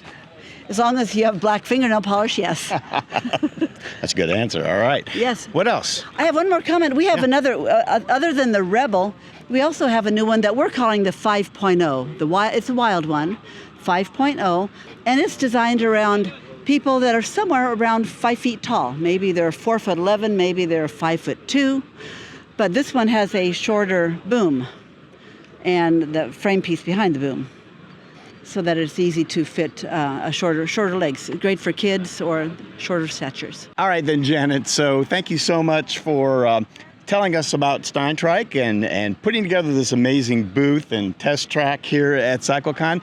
And I really wanted to thank you for sponsoring us here at CycleCon, as you've done before. We really appreciate your support on that. So thank you, Janet. Well, thank you. We're a team. We're moving the industry forward all together. Big family. Let's do it. There we go. We are at the Sunseeker booth here with my pal Mike. How you doing, Mike? I'm great, Gary. Thanks. It's good to see you, pal. We are going to talk about a couple of interesting items that you guys are selling, not just trikes or bikes. So what do we have here? Well, this is actually a brand new single trike hitch rack from our Sunlight brand of products. These are available from bike retailers throughout the country. This guy just landed here in the last month or so. Allows you to carry one e-trike up to 125 pounds, as long as you have a class 3 or 4 2-inch hitch. The rack is fully adjustable to get your wheelbase just right. You do have a single small wheel adapter up front that allows you to put a smaller wheel from a front wheel or a tadpole in the back. You can hold up to 5-inch wide tires. You have some Velcro straps to secure it. It folds up to the back of the vehicle when it's not in use, and will also tilt down to open the rear hatch for about $500 retail. Wow, so that's pretty reasonable, man. That looks nice. Okay. It's a very, very reasonable price point for a product that's been hard to come by for a few years now, for sure. So great. Yeah. So. Okay. And then we got something else to look at. All right. So Mike, chain gobbler. What do we have here? Yeah. So this is our chain wizard. So our chain wizard, we make this actually for both square tube and round tube designs. Basically allows you to have some movement in your frame so that you can still take care of keeping the chain intact without having to cut the chain down. It's a really, really simple, easy to install system. We do it on the round tube designs with a quick release bolt on or a hard mount for most of our square tube compression bolts. It's full alloy construction. You don't even have to remove the boom to be able to put these clamps in place. They're basically ready to just bolt on with some nice heavy duty hardware. This guy retails for just under $400, so it's an easy option to add to one of our tadpoles or our fat tad round tube bikes. Yeah. Mike might maybe just take a second and explain to folks that may not be familiar with this item. Why would you want one of these change whizzers on your trike? Well, if you got multiple folks riding and you need to adjust the boom to accommodate different leg lengths, maybe you're changing your seat position, you need to make a quick little boom adjustment, that's going to help take up that slack in the chain and keep the drivetrain functioning really, really smoothly without having to disassemble the chain at all. Okay. And that is actually sitting too, Gary, on our new heavy-duty repair stand. Which, let's talk about it. Yeah, which we actually developed again for e-trikes. So this is designed to hold an e-fat trike. So something really, really, really stout. This product was developed for shop use, but also we had several customers interested from a residential standpoint. Fully adjustable wheelbase positions. You have tilt built into the supports up top for round tube or square tube. And you also have height adjustment as well. On an all-welded steel base, it's a nice heavy-duty repair stand to be able to work on any type of trike that you have. You want to talk about how much that goes for? These guys sell for a little over $900. But again, if you're doing a lot of work, you got multiple trikes in the garage, it's well worth it to have something nice and stable instead of a couple of buckets and a creeper. Right, I don't recommend that. That's That's right, absolutely. All right, Mike. So thanks a lot for showing us around the booth and these interesting new items. It's always good to see you, pal. You got it. Thanks, Gary. Appreciate it. Guys, we're here with Quentin from TerraCycle. Quentin, how's it going? We're having a great show. How have you been doing, Gary? Doing good, and it's good to see you again. It's been a little while. So, Quentin, tell us a little bit about what you brought here to CycleCon that you'd like to talk about. We've got a few new products that we're debuting right now and are live on our website that we are very excited about. Here we have a Scorpion battery mount. The Scorpion battery mounts from HP in the past were very functional, but you needed a different one for a 26-inch wheel or a 20-inch wheel, or if you want it on your right side or your left side. This one is fully configurable so that no matter what kind of Scorpion you have, this single battery shelf will work. It comes with all the spacers, hardware, and things necessary for it to work on your trike. Right. Trey was remarking earlier, he thought you guys already had something for HP, but it's remarkable. So after all these years, actually now there is something. Yep. We got it designed, proofed out, and really excited to be showing it to the public for the first time at CycleCon. Great. What else? Yeah. Another big one that we actually showed this to y'all at last year's CycleCon. Right. But we finally got it launched. This is live on the website right now, is our LAMA system. So LAMA stands for Linked Articulated Mirror and Accessory System. And basically it is a series of custom machine connectors that we use with this existing snapped together tubing to create extremely modular and versatile mirror and accessory systems. And we've configured it to take advantage of some mounting points that some folks are well acquainted with, like this handlebar clamp one. It's a 7/8 CNC machine clamp, works great on handlebars or any 7/8 tube you want to mount it to. But we also have ones that use these special kingpin adapters. These take the place of the headset or kingpin cap that's on your trike and allow you to run a mirror where you might not be mounting any accessories already. Right. As a matter of fact, I've got one bolted onto this trike over here I'd love to show you. Let's do it. So the kingpin mount takes the place of the regular headset caps that come on your trike's kingpins. We have these available for inch and an eighth, and we're working on developing some for trikes that use sort of non-standard kingpins, green speeds, Steintrikes, those kinds of things. But basically it creates a really wonderful mounting point, especially if you're running a lot of other accessories, assist arms, other controls, things like that. With the addition of these element clamps, it makes for a really nice, rigid and lightweight, convenient, easy to adjust mirror. And we're really excited to be debuting it and actually have it available on the website live right now. Awesome. All right, now we're here with Kaz, and Kaz, oh, hello. Oh, hi there. It's good to see you, pal. All right, so you're going to finish off with another item that is new? Yes, yeah, it is upcoming. So we've got the LAMA mounts are out now, Scorpion battery mounts are up and coming, and just after that is going to be what we're affectionately calling the BBL mount. It's the bottom bracket light mount. It's actually more of a boom light mount, so this attaches to the bottom of the boom. I don't know if it'd be helpful to move over here just so I can demonstrate. No, or we can't. We can't do. So it attaches to the bottom of the boom. Wait, of course. Shall I bring the boom over? Sure. Here, boom. Here you. Boom. Where do you? Oh, should we put it here? On top of all this stuff. Yeah, that's good. All right, boom. There you are. All right, go ahead. Right. It's got a little something going on. This is the world's fastest unbolting of a bolt. So, it uses the same clamp as our chain tensioners, which means that it comes in a variety of sizes. I think we're up to about 20 at this point. And then it fits to the end of your boom and gives you a little place to put a light right out in front of your feet there. No foot flash, no getting in the way of your controls. Great to use for anything that you'd want to do. Okay, good. And so you said not quite ready for prime time. What's the deal? What's the deal? We just need to do some internal, build instructions for ourselves, some build instructions for installation at the user level, costing, photos, just all the you know. A matter of a few short weeks, perhaps? Here's hoping, but you never know, right? So by the time you folks see this, perhaps it will be on the website. Please check and see on the TerraCycle website. Yeah, is that the place to go for all this? For everything, t-cycle.com. I couldn't have finished it up any better myself. Thanks, Cass, and thanks for sponsoring again. Oh, absolutely. Okay, thanks, guys. All right, guys, we're here with Tori from Trike, and Tori, we're going to talk about what's up here at Trike, some of the additions and new technology you have for some of the trikes. What do you got going on? Yeah, well, first of all, Gary, it's always nice to see you. Thanks for coming. So, really, the big new things for us this year are things in the electric assist world. So, first of all, we've had the Bosch Boost Kit now for a little while, but now that has been upgraded to our Bosch Boost Kit E+.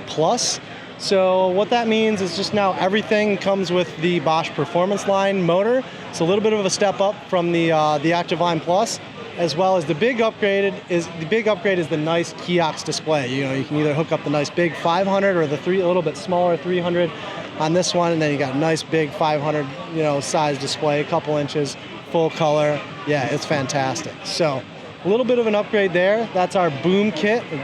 Replaces the boom on your trike and slide it in and out. And then the other new thing for us this year, kind of the real exciting thing, is our new Charge Boost Kit by ATC. And that is a rear wheel, 20-inch wheel boost kit. And what that means for us now is any Trike, any of our models can now be turned into electric assist, either with the boom or with the wheel kit. Previously, some of our tandems, you couldn't electrify, and now with the new solution, you can. And then we're just really excited about the Charge Boost Kit. It's an awesome system developed by our partners over in Denmark from Promovic. And yeah, it's just a really, really great system, really robust. We've really beat the crap out of it, testing it and seeing what it could do. So yeah, we're excited to get it out in customers' hands.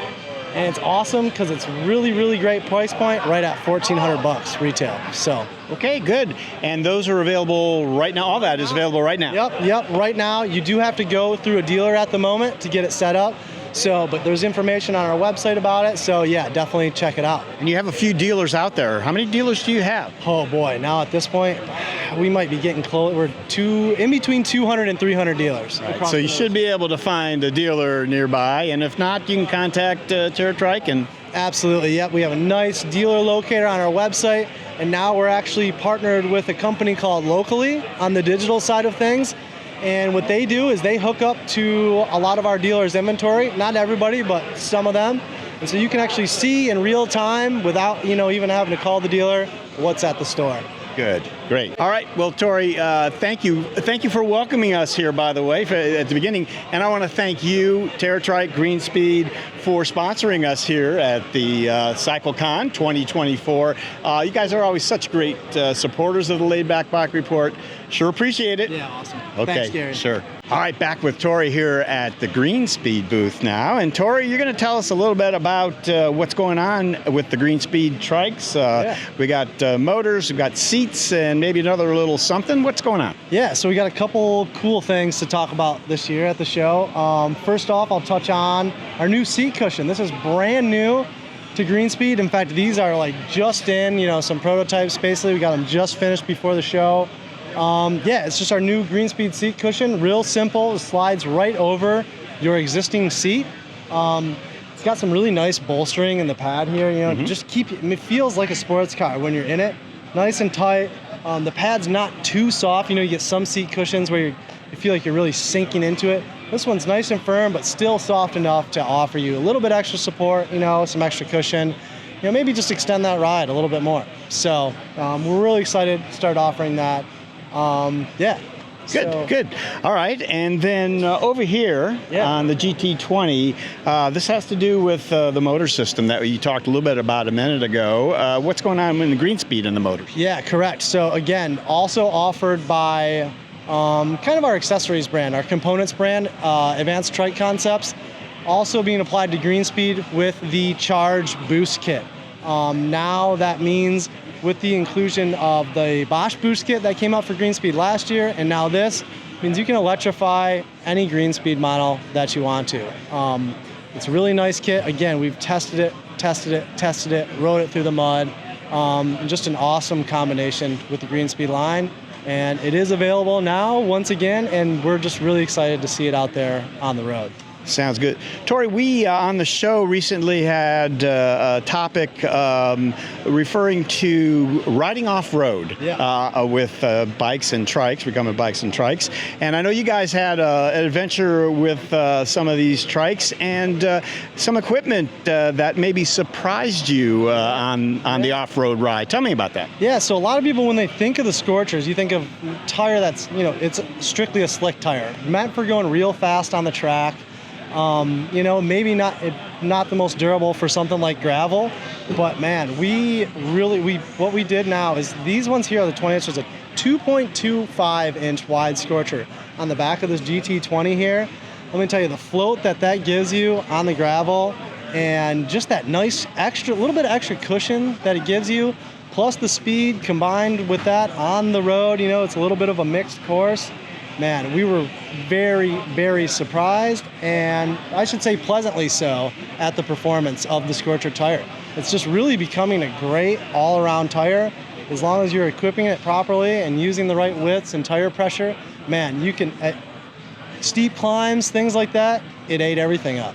Wow. So, yeah, that's a little unusual and surprising, so that's great to hear about that.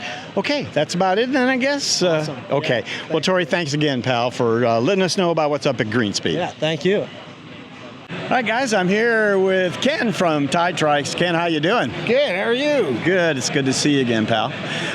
We're going to talk about a new innovation, some work that you've done, I guess, recently on the Ti-Trike. What do you have here? So this is our redesigned hand cycle. And the hand cycle now can be used on any of our models. So we can make any model that we manufacture a hand cycle. And we do a lot of these with the Veterans Administration. And people that are amputees and people that have severe spinal cord injury are most frequently the ones that are using hand cycles. But it's a great bike because you can adjust to where they need it, and you can also move that so that somebody can get in and out of the bike. Like with all of our bikes, they're super adjustable. The seating system's adjustable, and it's a two-piece pressure foam seating system. The hand cycle, you can steer from the hand pedals on the hand crank, but you also can steer, especially if you're downhill, you can steer from the handlebars.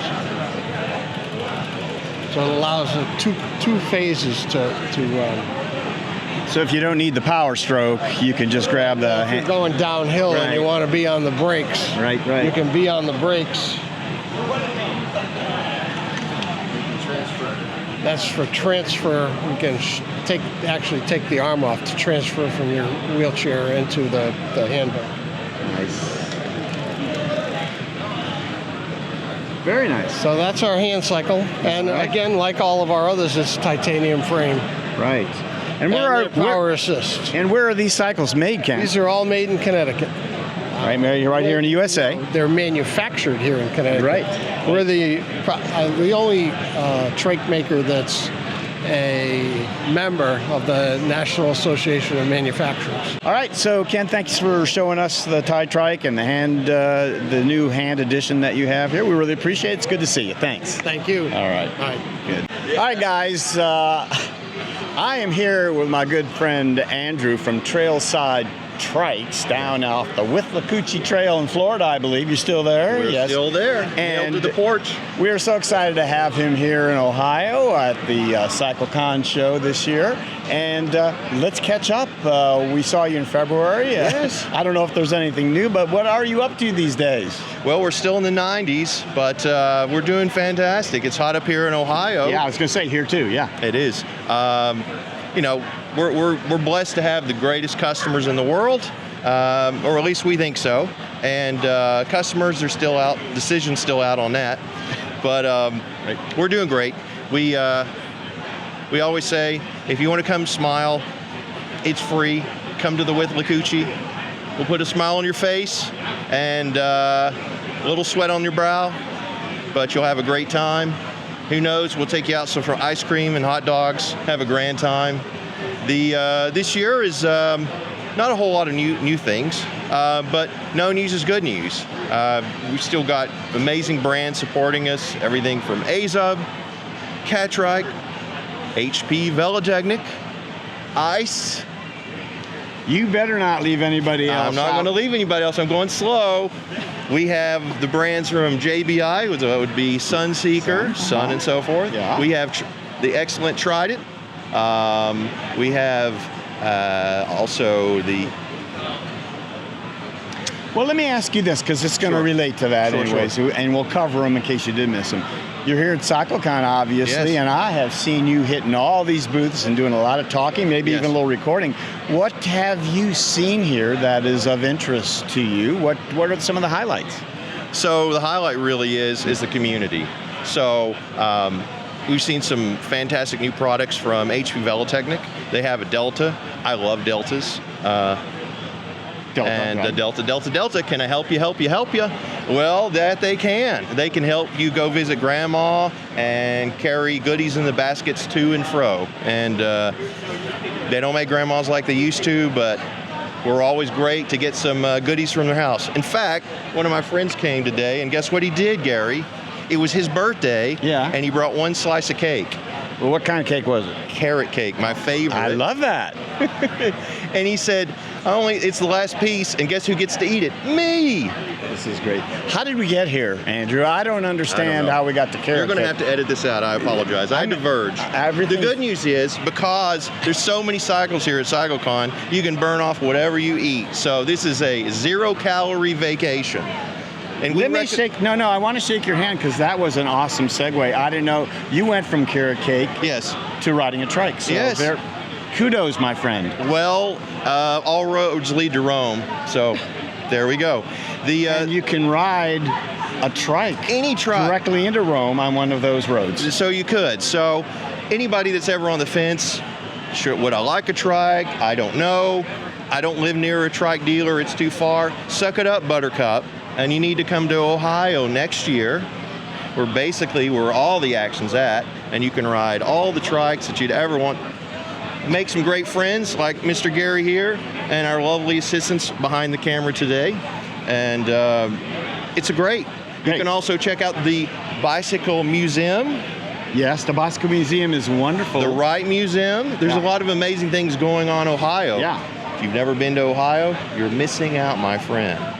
And guess what? It's so awesome that our own Gary Solomon is a native resident of Ohio. That's not why it's awesome, but thank you. I am a native. Well, you made it awesome plus. Yes.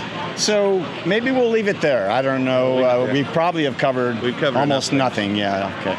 So, Andrew, thank you. Really, the point of this is for me to thank you for supporting us here at CycleCon. You've always been a tremendous reporter and supporter of the Laidback Bike Report. Thank you. So, my friend, we appreciate it. You're my pleasure. Okay.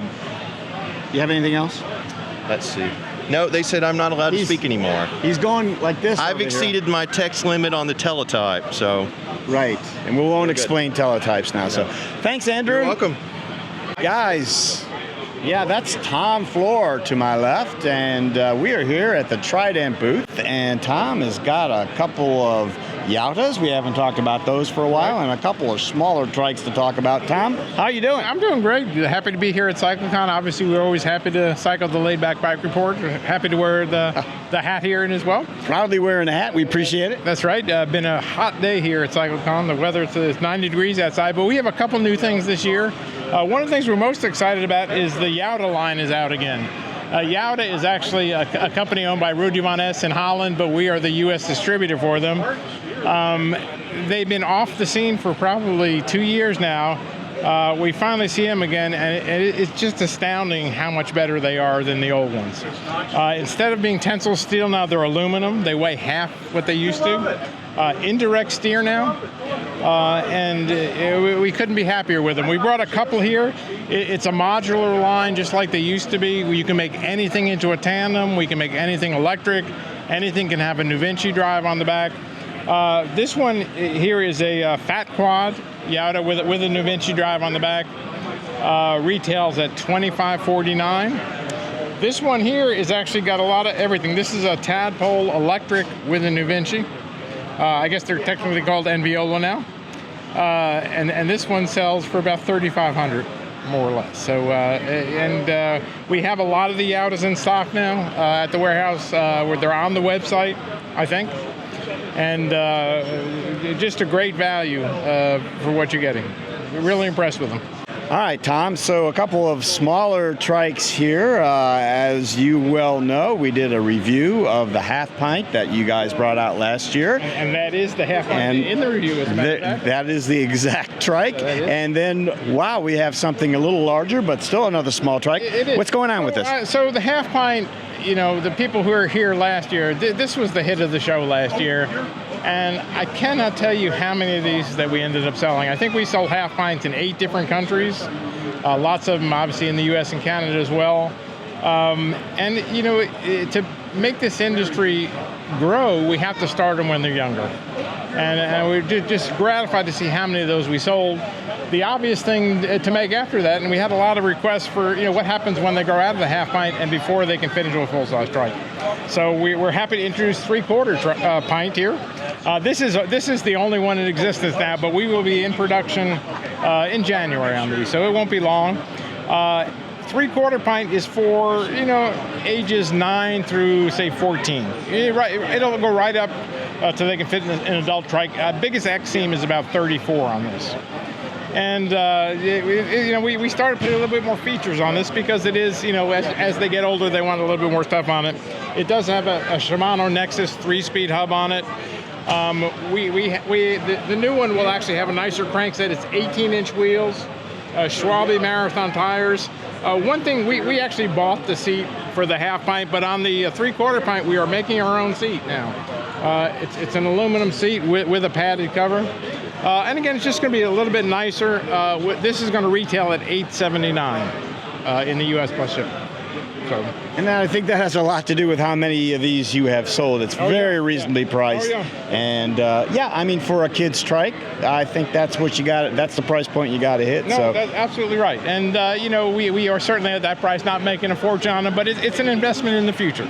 Right. And hopefully they will learn on Trident Trikes, and they'll always want another. Keep on getting more trikes. That's what we're after. So, Tom, great idea. So I think it's a great idea. Great to see the Yauta and the kids' trike. So things are happening at Trident. It's always great to talk to you, Tom. Thank you, pal. And don't forget, folks, Tom, as always, has been a great supporter of the Laidback Bike Report and sponsored us here again at CycleCon 2024. Thanks, Tom. All right. Thank you. We'll see you next year or before. All right. Bye-bye. Thanks. We're excited to hear that Triot has returned to CycleCon this year, and with me right now is Mike. How you doing today? Great. How are you, Gary? Doing good. So Mike's going to tell us a little bit about some of the new items and technology here at Triot, and we're going to start with this trike right here. What do you have? All right. So this is the sport model. This is one of the, I guess, the base version to kind of cut to the chase. So this one is getting in at a special price point, and what we did is we still still have a front suspension which has half an inch of travel down here on these A-arms right there. So that suspension does offer a little bit for the folks who are still trying to get in at the price point. So we've got half an inch of suspension up in the front on these little dampers. There's one here and one right in here, but that doesn't sacrifice the suspension that we've got down in the back. So in the back of the bike, way behind the seat, you've got 2 inches of travel that is still present like it is on the other Triot Trikes. This particular one is outfitted with an electric battery assist. So you've got the motor in the rear wheel, the battery right here by the suspension. This is provided by Electric Bike Outfitters, who is also here at the show. I assume you guys are covering them. And with this, the bike does come fully assembled aside from the seat. So you just got to install the seat in the position that you want, and then you're ready to rock from there on out. This one does have the regular chain and derailleur, again, coming in at that awesome price point. You still got the Triot brakes, you've still got the Triot chain in the front and the center of the bike, and all of those great innovations packed into this great trike. And so would you say one size fits all then, Mike? I would, yes. So this particular trike is specialty made. The seat goes front and back so that you can get a size of any rider on there, down to like 5'2", just as a ballpark, up to like 6'2". The kind of range that you can get on just this bike as we have it here is incredible.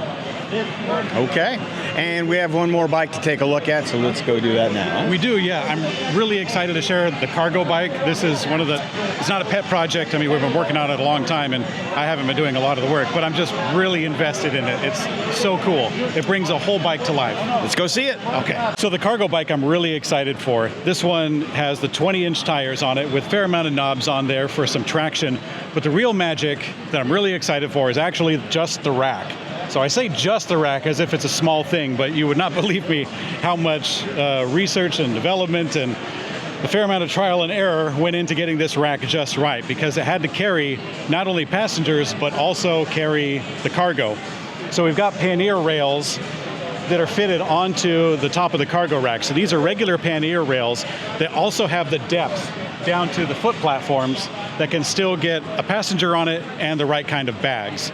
And with that, you can get the passengers in the kid orientation with the kid seat that we have in the back, or we got pads that can fit onto the top deck. And the kids can sit in here okay. Adults, you definitely want them to be trained on cycling because, you know, having to anticipate the turns and stuff. So it's not quite like the special needs tandems that you see up in the other, like from HASE and so forth. But if you get a skilled person on here, you can totally do a dual adult setup. This bike can carry 450 pounds as we see it here. So if you get like a 200-pound rider, you can get a 250 in the back, although I would swap it if it were me, and get 250 in the front. But you can get an immense amount of cargo, bags up in here, 6 bags carrying many, many liters for long distance trips, for touring, all sorts of stuff. This rack really does emphasize all the great stuff about the Triot in the first place. All the design stuff that went into making it comfortable and durable, easy to ride, longevity. The cargo rack makes it so much more possible, so much more fun. And I'm really excited to show it off. That's great. That's exciting. You know, Mike, maybe it would be helpful for those that are not familiar with Triot Trikes to quickly go over some of those features that make it so reliable and safe. The way you have the enclosed, well, the frame, the way it's the enclosed chain drive and all that stuff.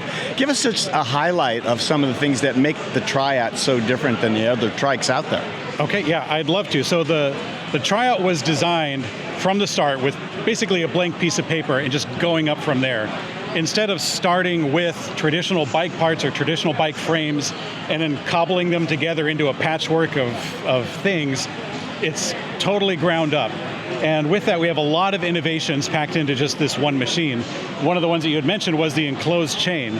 So throughout the length of the frame of the bike, you have the chain inside of that. If you got a customer with adaptive needs and they have only one power and a leg, they can still get the bike to ride in a straight line instead of tilting over to one end.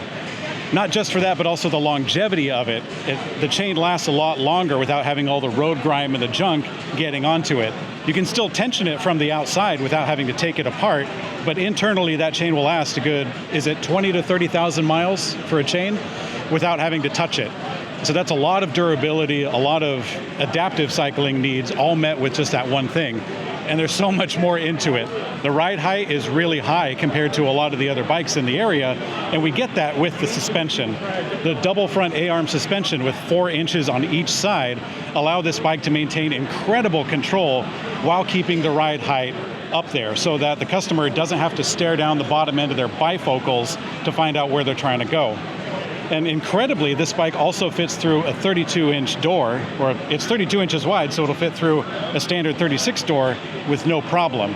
You can probably get it through a few of the doors downtown, if you're lucky. Some of them are goofy, but you can get it through an incredible amount of not just daily life, but life on the trail. This is one of the easiest bikes to live with, except it doesn't fold. Right. So you do need to get a trailer or some kind of a device. You guys saw that trailer that goes vertically at the show here. Right. With one of those, you're pretty much set to take this thing across the country. And we have customers across the country as we've been selling direct to consumer who've been riding these things and loving them for years to come. You know, Mike, the other thing I think of when I think of Triot that you don't find on too many other trikes is the belt drive. So can you tell us a little bit about how that innovation is part of the Triot Trike? Yeah, that's a good point, Gary. So in the rear triangle of the bike, this one's not the best to showcase it because it's kind of covered up by the cargo rack, but the rear triangle uses some pretty decent bike parts, such as the belt drive. So the belt drive is a regular belt drive from the bicycle world, interfacing with, in this case, a roll-off internally geared hub. Inside of there, you have a very, very wide gear range to work with, so that you can power this thing from a very steep hill, despite the fact that it's got 3 wheels and it's very heavy. On the other end of that, you can get to a pretty high speed, although most of the market isn't terribly interested in that. And yeah, the rear triangle can be outfitted with a different size of wheel because of another one of the innovations we have, which is the adaptable dropouts. So the dropouts, the part that the wheel and tire fits into, can actually be modified just right here with some basic tools. Where it goes lengthwise, you can actually put the dropout just half an inch back, and you can also get it up just a little bit more so that it can accommodate a different wheel size. So in this bike, we can pull out this 20-inch wheel, and without having to change the entire bike or the seat stays or any of that stuff, we can change it to operate on a 26-inch, 24. I mean, you've seen some of the options that we have here. There's a lot of variability without having to stock a showroom with a bunch of different frames and having to chew everything up just to get to the right customer. That's incredible flexibility, so that's really good. Mike, thank you so much for taking the time to show us around the Triot booth and showcasing a couple of really interesting trikes. We appreciate it. Yeah, very happy to do so. Thank you very much. Thank you. Guys, we're here at the Velocity booth at CycleCon with Matt. And Matt, tell us a little bit about what your position is with Velocity, and then we'll get into some of the product. Awesome. Thanks, Gary. I'm Matt Ryder. Velocity is a Grand Rapids-based rim and wheel manufacturer. I am the general manager and now, as of a year and a half ago, the owner of Velocity. We have a small team of about 20 people, and like I said, we're hand-making aluminum rims and wheels in Michigan. All right, so we have some rims here and we have some full ones there, and I guess some cross sections here. Tell us a little bit about your wheels and how they're made, and and what you offer. Yeah, so we are completely U.S. based. We buy straight lengths of extrusion from a company in Arizona and then do all of the other rim making processes in-house in Grand Rapids. So we're starting with about a 20-foot length of aluminum extrusion, and we'll roll it, join it, drill it, and then anodize it all in-house. We offer arguably way too many options, but we can't stop ourselves. We want you to have what you want from an aesthetic and a performance standpoint. So we make 13 different diameters, many different models ranging from very lightweight to very durable, and everything in between. On top of that, we'll let you have it in any color you want. That's a lot of options, Matt. So let's talk maybe, if we can, about the recumbent world and how your rims fit there. Let's highlight the ones that you think would be appropriate for our viewers to either retrofit, build a new wheel, or maybe what you've been working with OEMs on, huh? Absolutely. So Velocity has a long history in the recumbent market, and it really has stemmed from a passion to build good wheels for any bike or trike that people are using to get mobile and enjoy the outdoors. But we've also historically not been afraid of making small runs of product in an odd size or an experimental fitment. And so we've gotten to know a lot of different manufacturers that way just by saying yes more often to a new diameter or a new rim width. Because honestly, this market is one of the most innovative and creative in the sphere of cycling. In terms of, I'm sorry to interrupt you. So, HPV racing is a thing. The fastest bikes out there are recumbent in nature. Absolutely. Have you worked with some builders along those lines as well? Well, we have, yep. We've worked a lot with many of the domestic manufacturers of trikes and recumbents. We're actually located in Grand Rapids along with Tri-Trike, so we have a nice proving ground with them just down the road. But yeah, over the years we've worked with Rands, we've worked with Volet, all different manufacturers. Okay. Now you were about to show us what you thought might be the ones you want to highlight for the recumbent world. Let's go ahead. We make rims across the spectrum, so mountain bikes, road bikes, recumbents. Some models are more relevant than others. This is an A23. It's a lighter weight option. It's tubeless ready. This is the one model that we make in all of those 13 different diameters. So we have a 16-inch 349 model, a 20-inch 406, a 559, a 650B, 700C, and a few others in between. Another really common model is the Dyad. It's a little bit wider and a little bit more towards a touring weight. Most recently, this Cliffhanger has been made available in 20-inch. We don't make it in 16-inch, but we do make it in 20. And you can see there's just a lot more width and a lot more material inside that model. So a lot of our rims will let you customize aesthetically or change to a wider tire or let the wide tire you already have on your trike or recumbent widen out and perform better. Just a little bit more air volume with the existing tire. We're also offering a tubeless functionality on most models, so you can choose to go tubeless if you prefer it. Matt, thank you so much for showing us what's going on at Velocity. It's great to see you back here talking about your great rims, and it's nice to meet you, and congratulations on taking over the company. Thank you very much. Okay, Glad to be here. Thanks. We are here in the Velomobile World booth at CycleCon with my buddy Jan. Jan, welcome back to America. Thank you. Thank you. It's a great second time here. Yeah, that's right. So, and it's good to have you back. Look what you have brought with you here. Yeah. Lots of velos, and I know there's been a lot of excitement. Let's start with the Velomobiles themselves first. What have you brought here? What do you want to talk about? Well, we brought here the new Urban. This is the carbon fiber premium Velomobile with the open wheel wells. And we brought two Formors with us. That's the entry-level Velomobile with the open wheel wells. Great success this year. We used these two for test driving, and I cannot say names, but there were some producers who did, trike producers who did yesterday a test drive, and they said, "Oh, whoa, this is the next step." These are people that never had been in a Velomobile before, I assume. Apparently, they got stuck in the trike mindset, and they think like, it's a Velomobile is just a bit better. But yeah. I convinced a couple of them to get in a Velomobile, and I'm very happy.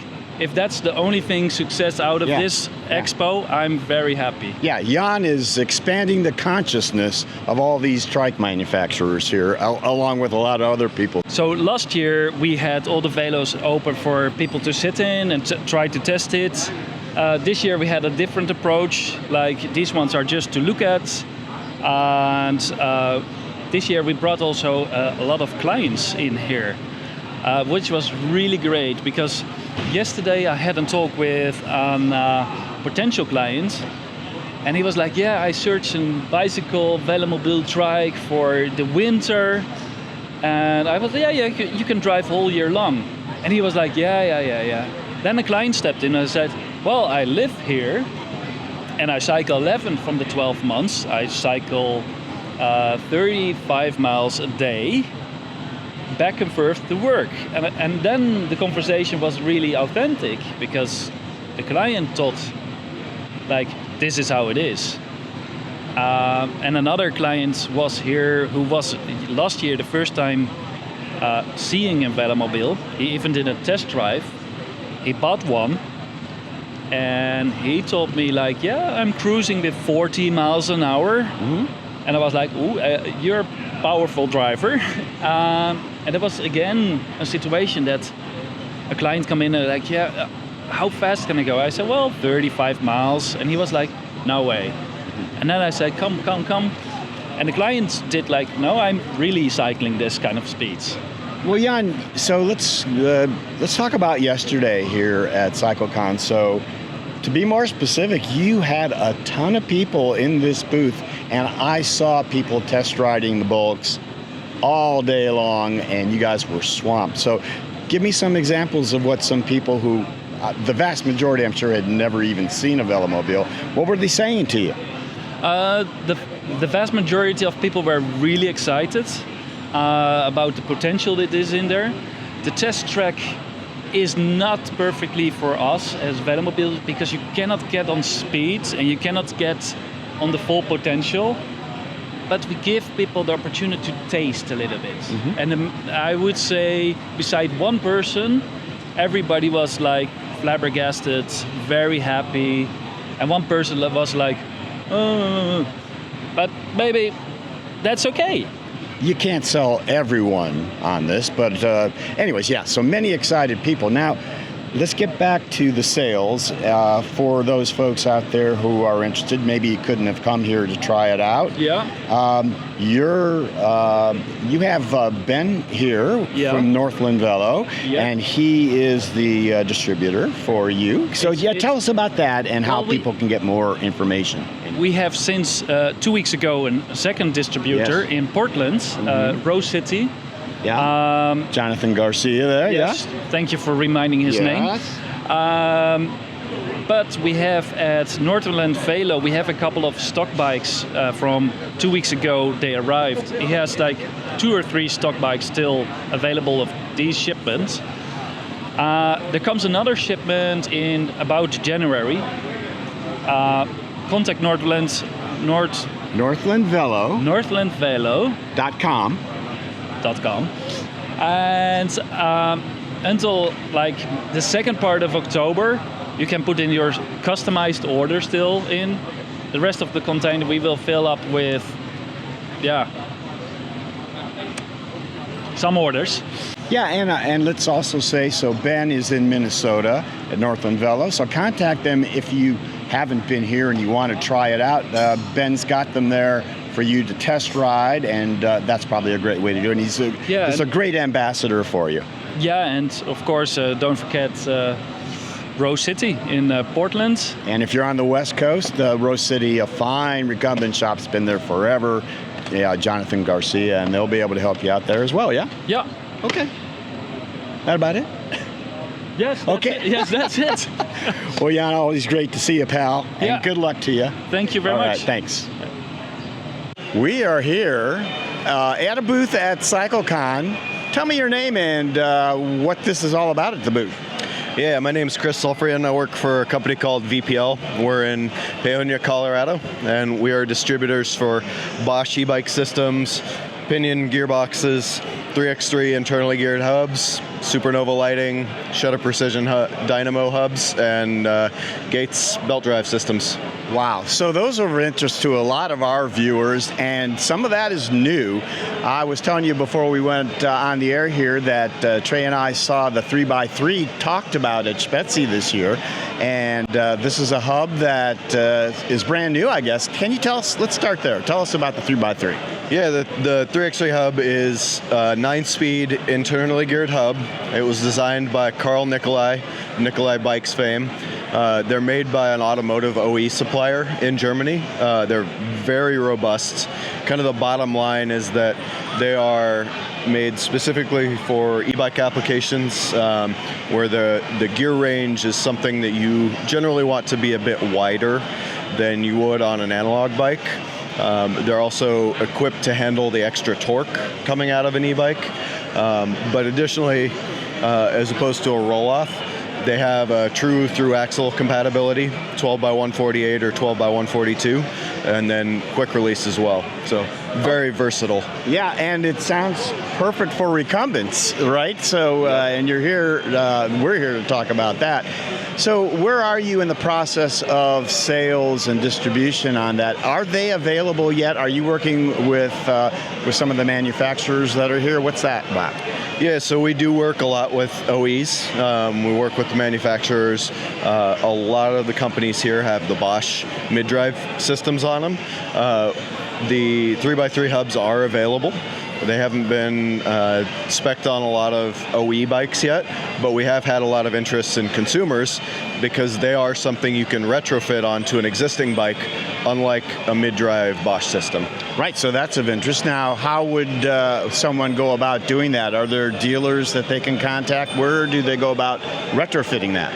Yeah, I mean, the best way to do it is have them have your customer go to their local bike shop, talk to them, get the bike shop to place an order with us. The consumer will have their local bike shop for support.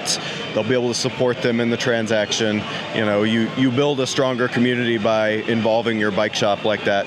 And so, yeah, we will sell it on, and we have them in stock in the warehouse in Colorado, a few different variants. So basically, there is a mechanical shift option with a grip shifter. And then if you have a Bosch mid-drive motor system, you can run it with an electric shift system, Bluetooth shifter, and it cooperates really nicely there. We talked about that 3x3 hub, and you mentioned earlier about the belt drive. So if we integrate those things, you have a nice system like you have on this bike. Tell us how that works, the belt drives, and how it integrates into the hub. Yeah, so Gates Carbon Drive, they make the belt drive systems. This is a center track system, so it's overall really, really good at shedding mud, dirt, snow, anything like that that's going to get on the belt or in the sprockets. There's a 3x3 specific rear sprocket for it, and then there are a boatload of front sprockets for whatever crankset, spider, drive system that you need to integrate. But it's to us, it's a very natural product to add on to an internally geared hub or a pinion gearbox because they're more durable than a chain. They have longer life and they are less maintenance. On a bike like this, it's a natural fit. Right. So, getting back to the recumbent world, one of the issues with belt drives, which are amazing in a lot of ways, the issue is that the length of the belt drive is not enough to cover some of the recumbent runs from the crank to wherever it's being driven without like some sort of intermediate gear. Have you guys thought through that? Is there anything to alleviate that? So that would be a custom solution that a manufacturer would come up with, but there are some longer tandem belts, timing belts on the market. So that could be something that could be a good solution for that. Having some intermediate shaft or something like that. There are on the Triot. Yeah, they have a chain drive up to an intermediate with a belt drive final. So it is absolutely possible. Right. Yeah, that's what I was thinking of. That's the only one that I know that have integrated that. Yeah. So. We do have some tandem customers that use the belts also, especially in conjunction with the Bosch system and the our owner last year built a triple with Bosch and 3x3 and Gates center track and all that. It's quite the rig. Right. Not a simplified rig, but quite the rig. All right, Chris, so let's talk about pinion here. What's going on with the new pinion here? Yeah, so this here is our demo for the new Pinion Smart Shift system. It is a gearbox that's been optimized to use this electric shifter box. This is all Pinion products. It integrates directly on, super easy to install, but it's essentially electric shifting for your Pinion. It shifts much better under load than the previous versions have done, and they're available in 6, 9, and 12-speed versions. This is something else that a number of the trike builders here today have integrated into their systems, and is really well suited for use with a belt drive because the Pinion gearbox is totally sealed. There's a wide range of gearing, generally bigger than a 1x13 setup, and you've got a lot of durability, input torque capacity, and they really simplify a lot of the bike. For sure. Perfect for the recumbent trike. Yes. So now we're talking about Supernova lighting. Tell us what the highlights are here. Yeah, I mean, Supernova is a really high-end brand from Germany. They integrate really naturally into, especially the Bosch bike systems. You can wire them directly into the lighting ports. They're compatible with a variety of voltages, so not just Bosch systems, but they'll plug and play real nicely with other systems on the market. These are all 6 to 12 volt compatible. Some of the more popular ones are the Mini 3 Pro. Catrike specs them on theirs. Triot's got them on theirs. One of the cool ones is the TL3 Pro. So that one's got an accelerometer built into it. And so as soon as you start to slow down, it'll turn a brake light on, which is really nice. One of their new products is that Starstream. Really minimal size lights, but with a ton of output. Supernova across the board has spent a lot of effort and time in designing lights that have very effective beam patterns, something that's very close to what you'd see in a car. There's some strict regulations in Germany about bike lights and all that, and so a lot of them have low beams, they have high beams. This one has a city light on it around the outside, so just really high quality stuff. They are all about functionality.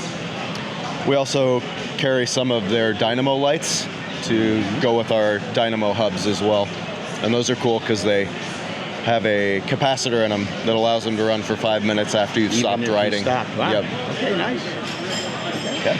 All right, so Chris, if people are interested then in any of these amazing products that we have talked about up till now, I know they can head to the dealers and request it, but maybe for more information, is there a website that they can go to? Yeah, our website is vpl.bike, real easy. We've got all the products up there, information about them, and then we're happy to work with whichever local bike shop you work with. Okay, that sounds great. Thanks a lot, Chris. Yeah, you're welcome. Thank you. Guys, we're here at the Wahoo booth with Jacob, and we're going to learn all about something I didn't know that much about, and that's this new training program that you have and some technology here that will help us. Jacob, nice talking to you. Nice talking to you too. All right, tell us, what is Wahoo about? Let's start generally. Wahoo as a company, we are all about making product to make indoor riding more accessible to all riders and helping to create an easier platform for everyone to be the better athlete. Okay, and you do this with, first of all, a couple of physical products, and so tell us about the products, especially as they relate to recumbent trikes or bikes. Yeah, absolutely. So here today I have our Wahoo Kicker Roller, as well as have our Wahoo Kicker Move, which is our flagship trainer. Our Kicker Move is a direct drive trainer that replaces the rear wheel on your trike, that allows you to have the most realistic indoor riding experience possible on any platform out there. It will simulate up to a 20% gradient incline and a 15% gradient decline, while allowing you to shift with all of your gears as if you're riding outside.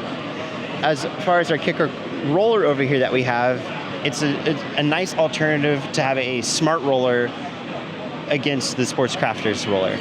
It allows you to log into platforms like Zwift and to be able to interact with the software program through our smart roller while having something that's as easy as a roller to put your trike on. There's Zwift, and are there other options as well that this works with? Yeah, absolutely. So as far as our products go, they will speak to any software program out there.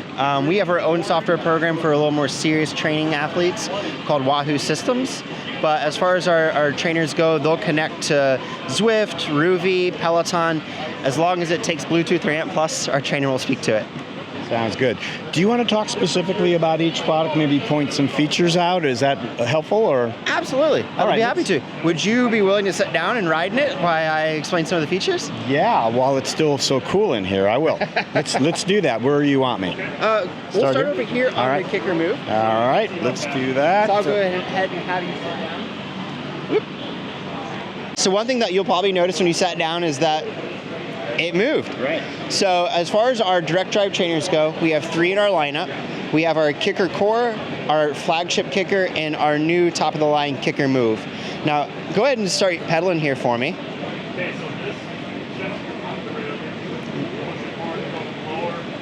Can I look like a trike?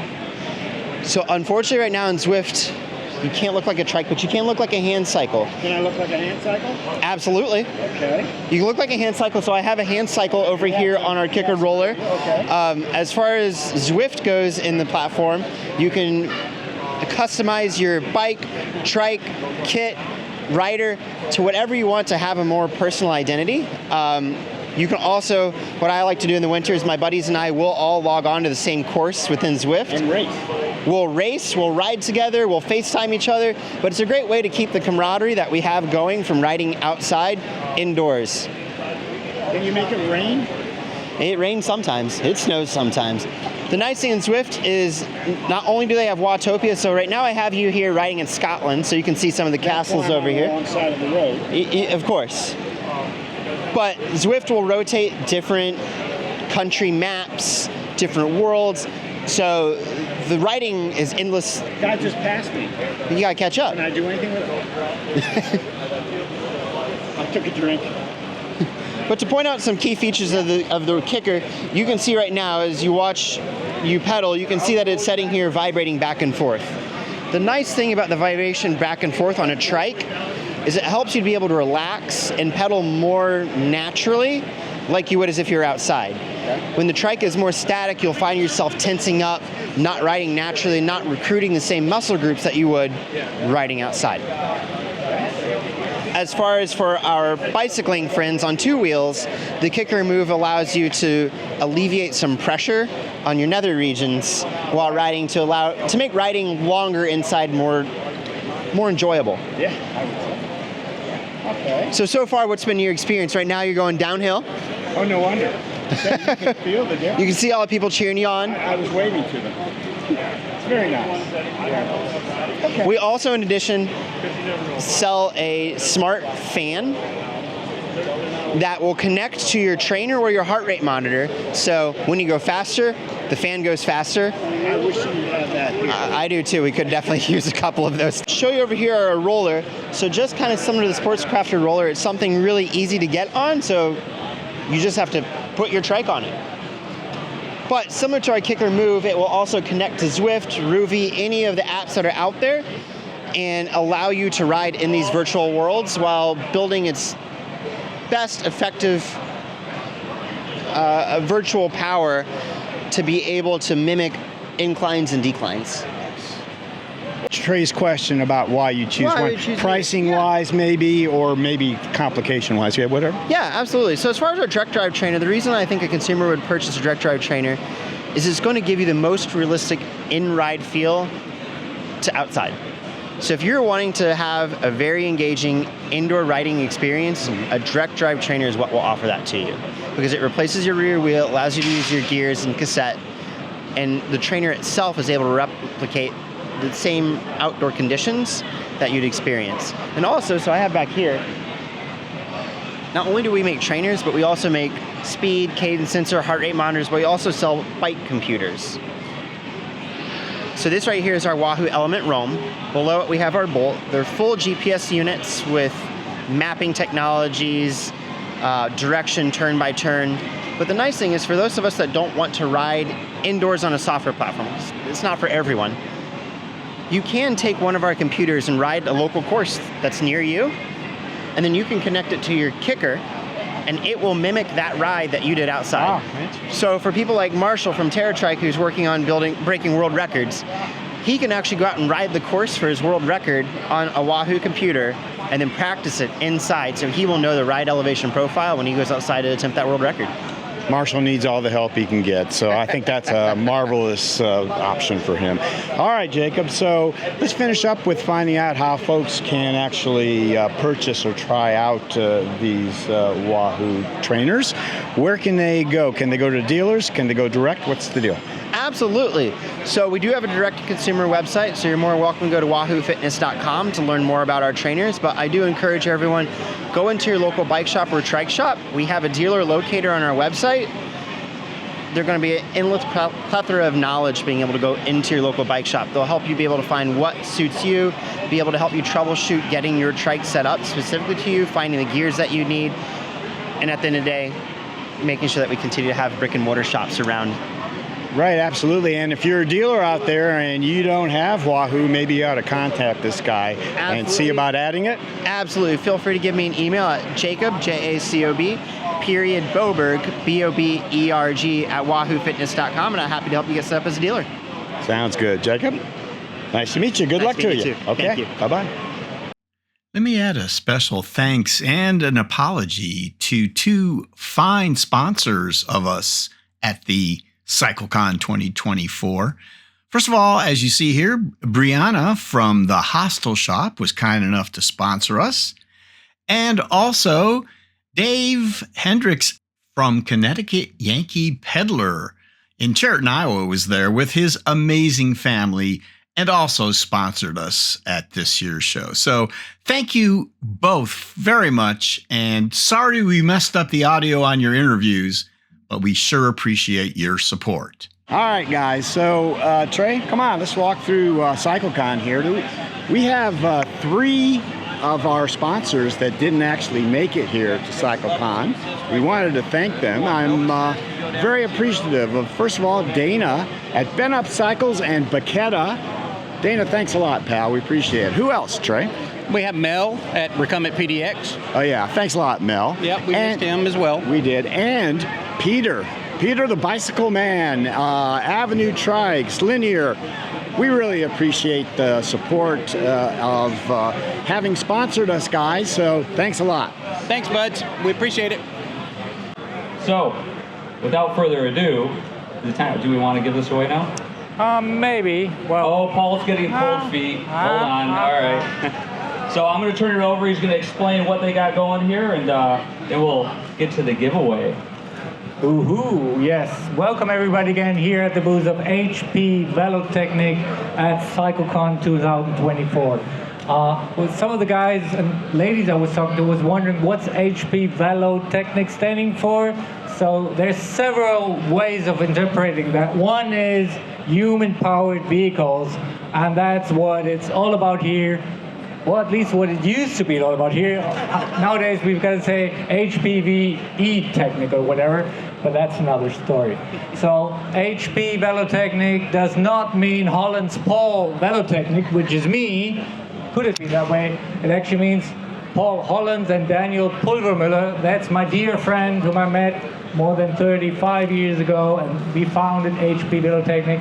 And I feel very honored to be today here with my good friend Mark of Tri-Trike, great company and organizers of this great cycle controls for several years now.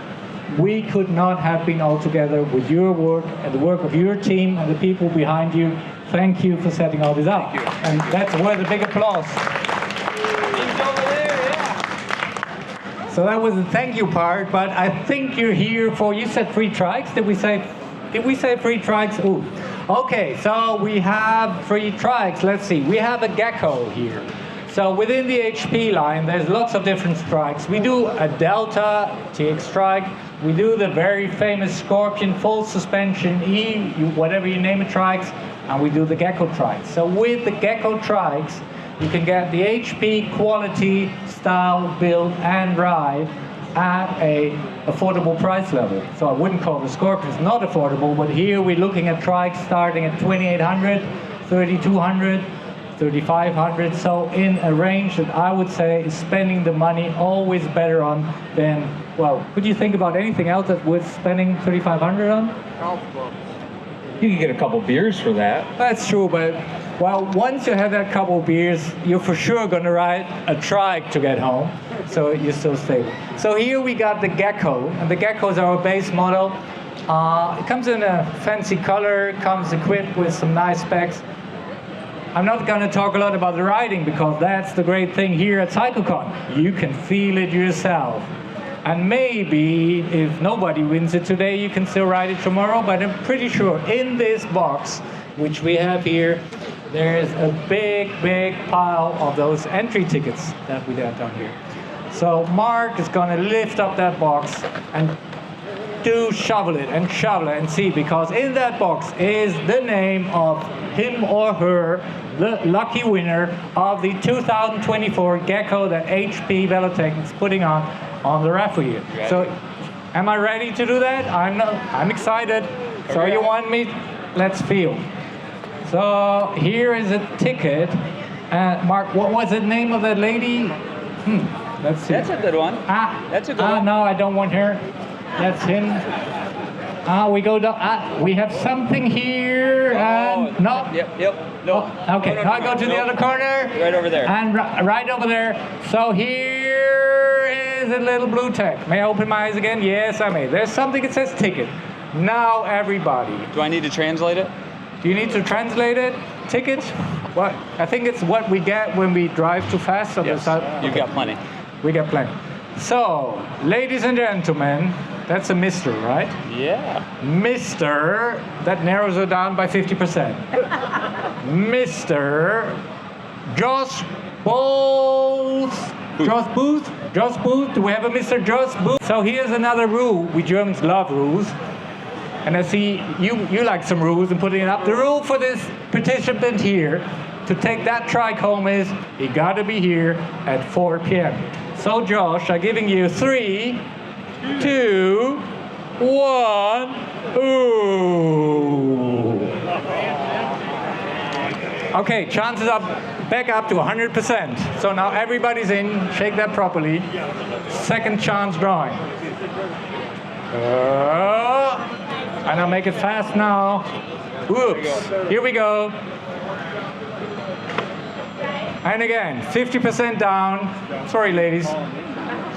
That's Mr. Tim Hood. Mr. Tim Hood, are you around? Oh. Tim! Whoa! Please welcome everybody at CycleCon 2024, the winner, Mr. Tim Hood. Let's make sure that certified like accountant Mark. Let's see, we've got a 9, a 6, a 9, a 0. Or is that an 8? Well, it's badly printed, but I would reckon it is the same number. I think we got a winner. Wow, congratulations, Tim. Here you are. This is your prize. Congratulations, man. Congratulations. So, Tim, how do you feel? I'm overwhelmed. You're overwhelmed? Well, there's an easy solution for that. I'm glad Josh wasn't here. Well, thanks to Josh anyway. Have a seat. Calm down. Relax.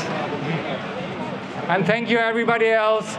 There's one thing before you go away. Stop, please, everybody. Don't go away. One thing I want to tell you. If you really wanted that Gekko, you can buy him. We got more.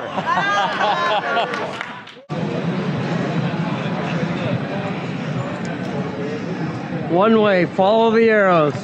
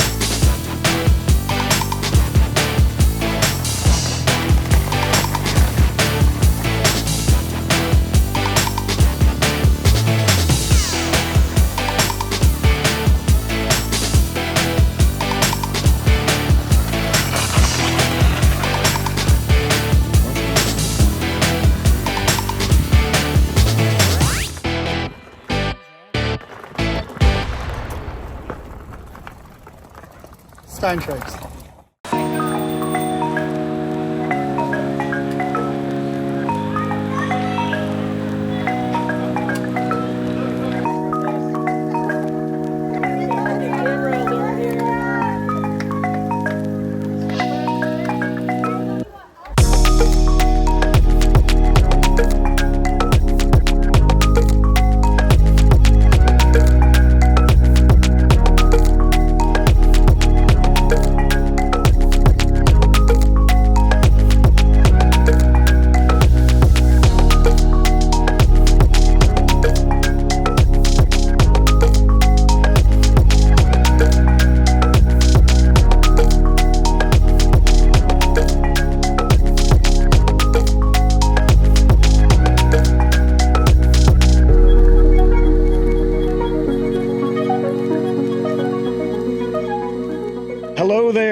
Trike rider. What's your name? Lee Rouse. Lee, nice to meet you. So where are you from? Virginia. Wow, came all the way to Xenia from Virginia. Very nice. So are you having fun riding the trikes and testing stuff out? It's a great opportunity to try a lot of all different types. Right. As we advertise, and it turns out that's the case. What are you riding? Do you know? This is an Ice... Sprint X maybe? Sprint. No, it's a little lower than the Sprint, I think. I tried the Sprint yesterday. Okay. Yeah, it's really cool trying the different models of the same manufacturer because you really can appreciate the differences. You can see why they make the different models for different yeah. needs. That's very good. Yeah. So what do you think? Oh, it's great. It's a fun ride, and it's thinking about getting one and trying to decide what features and things I really like. That's what I was going to ask you. So you think in the next few months or something you're thinking of getting one? Oh, I'd love to.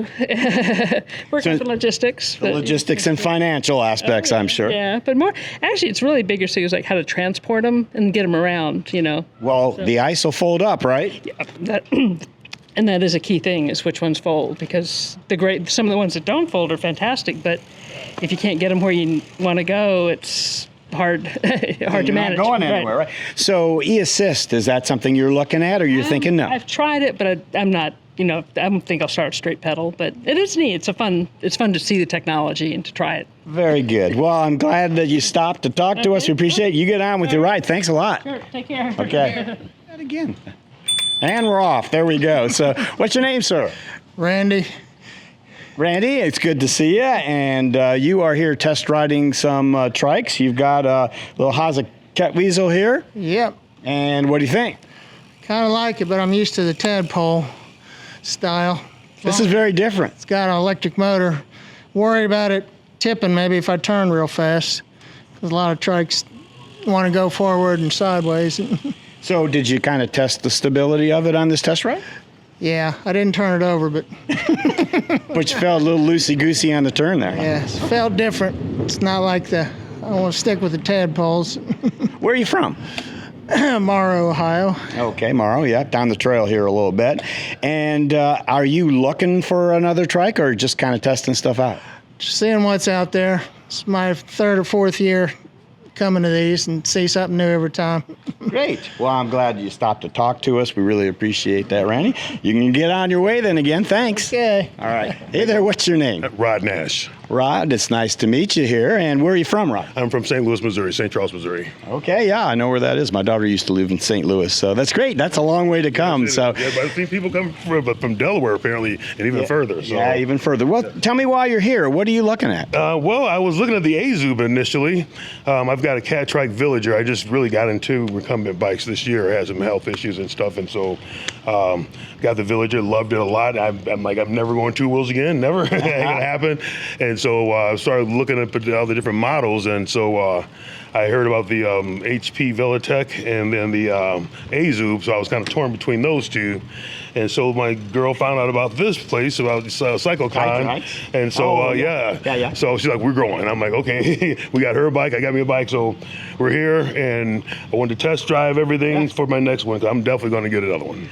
So you had it narrowed down pretty much until you showed up, and now you saw all these trikes. Torn. I'm really torn now. I'm like, I thought it was going to be AZUB or Velotechnik, excuse me. Yeah. But now I'm looking at the Steintrike, and that's looking good. We saw you on the track. Yeah, man, oh my God, that thing is incredible. Well, I was going to ask you what kind of impressed you. So why did you like the Steintrike? It could do everything. You could go off road with it with no problem. I mean, I was beating that bike up, and it was saying, "Give me more." And so, and then you can go on the road, and it got some really good speed and pickup and everything. I was very impressed with it. So, I really like the AZUB with the automatic transmission and everything and stuff. But that Steintrike is really making me question what I'm going to get now.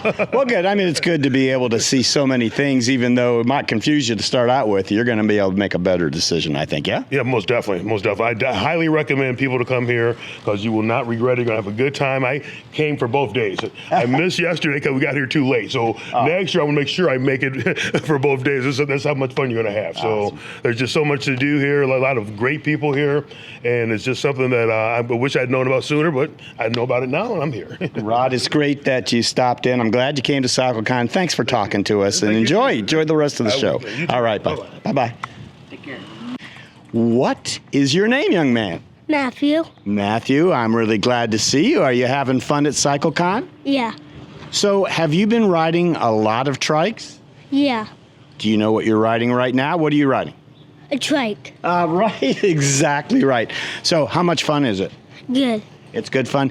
Do you go fast or pretty slow? Fast. Do you try to go as fast as you can?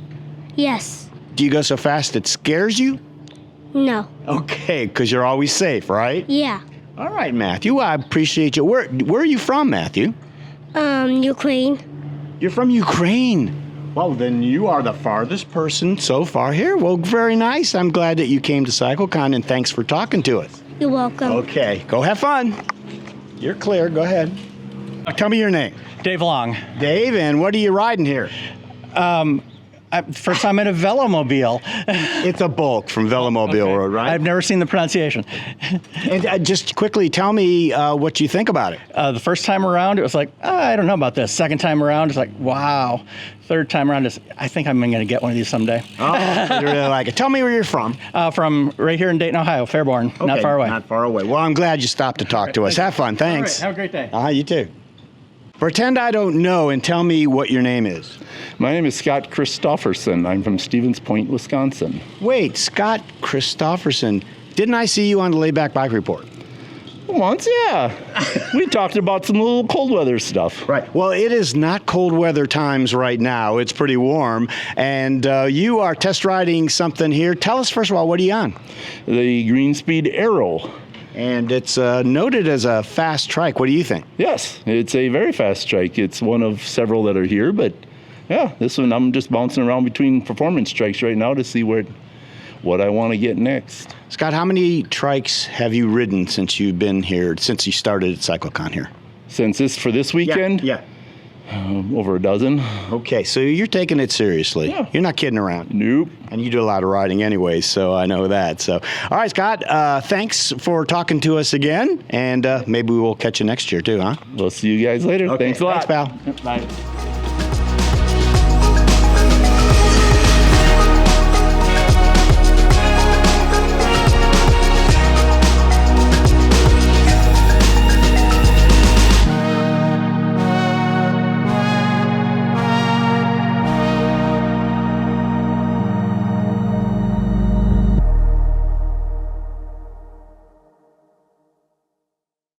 Guys, I guess that's a wrap for us here at CycleCon 2024. Boy, we had a great time. You know, the show's been a success. Trey and I have done a ton of interviews, and the booth has been just handled beautifully by the rest of my crew. Couldn't have done it without the amazing crew here at the Laidback Bike Report. First of all, my wife Marilyn, who couldn't be with us here today. We want to thank her. Who else is on the crew, you might wonder? Well, Phil. Janet. Trey. And don't forget, Lisa. And I'm Gary Solomon, the host of the Laidback Bike Report. So, guys, thanks so much for all your help. It's been hot, but it has been fun. So long, everybody. Woo-hoo.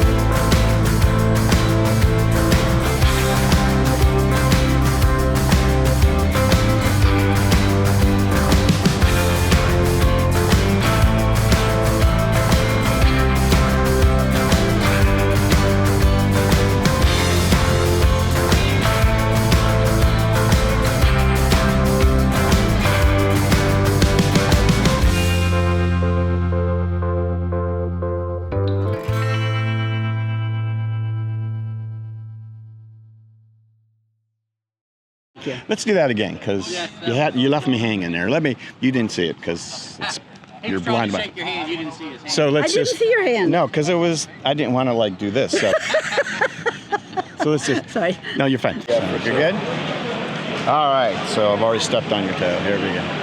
Okay, I'll interview him. No. Here we go. You're gonna get your chance, and then I'm gonna lose it anyway. So.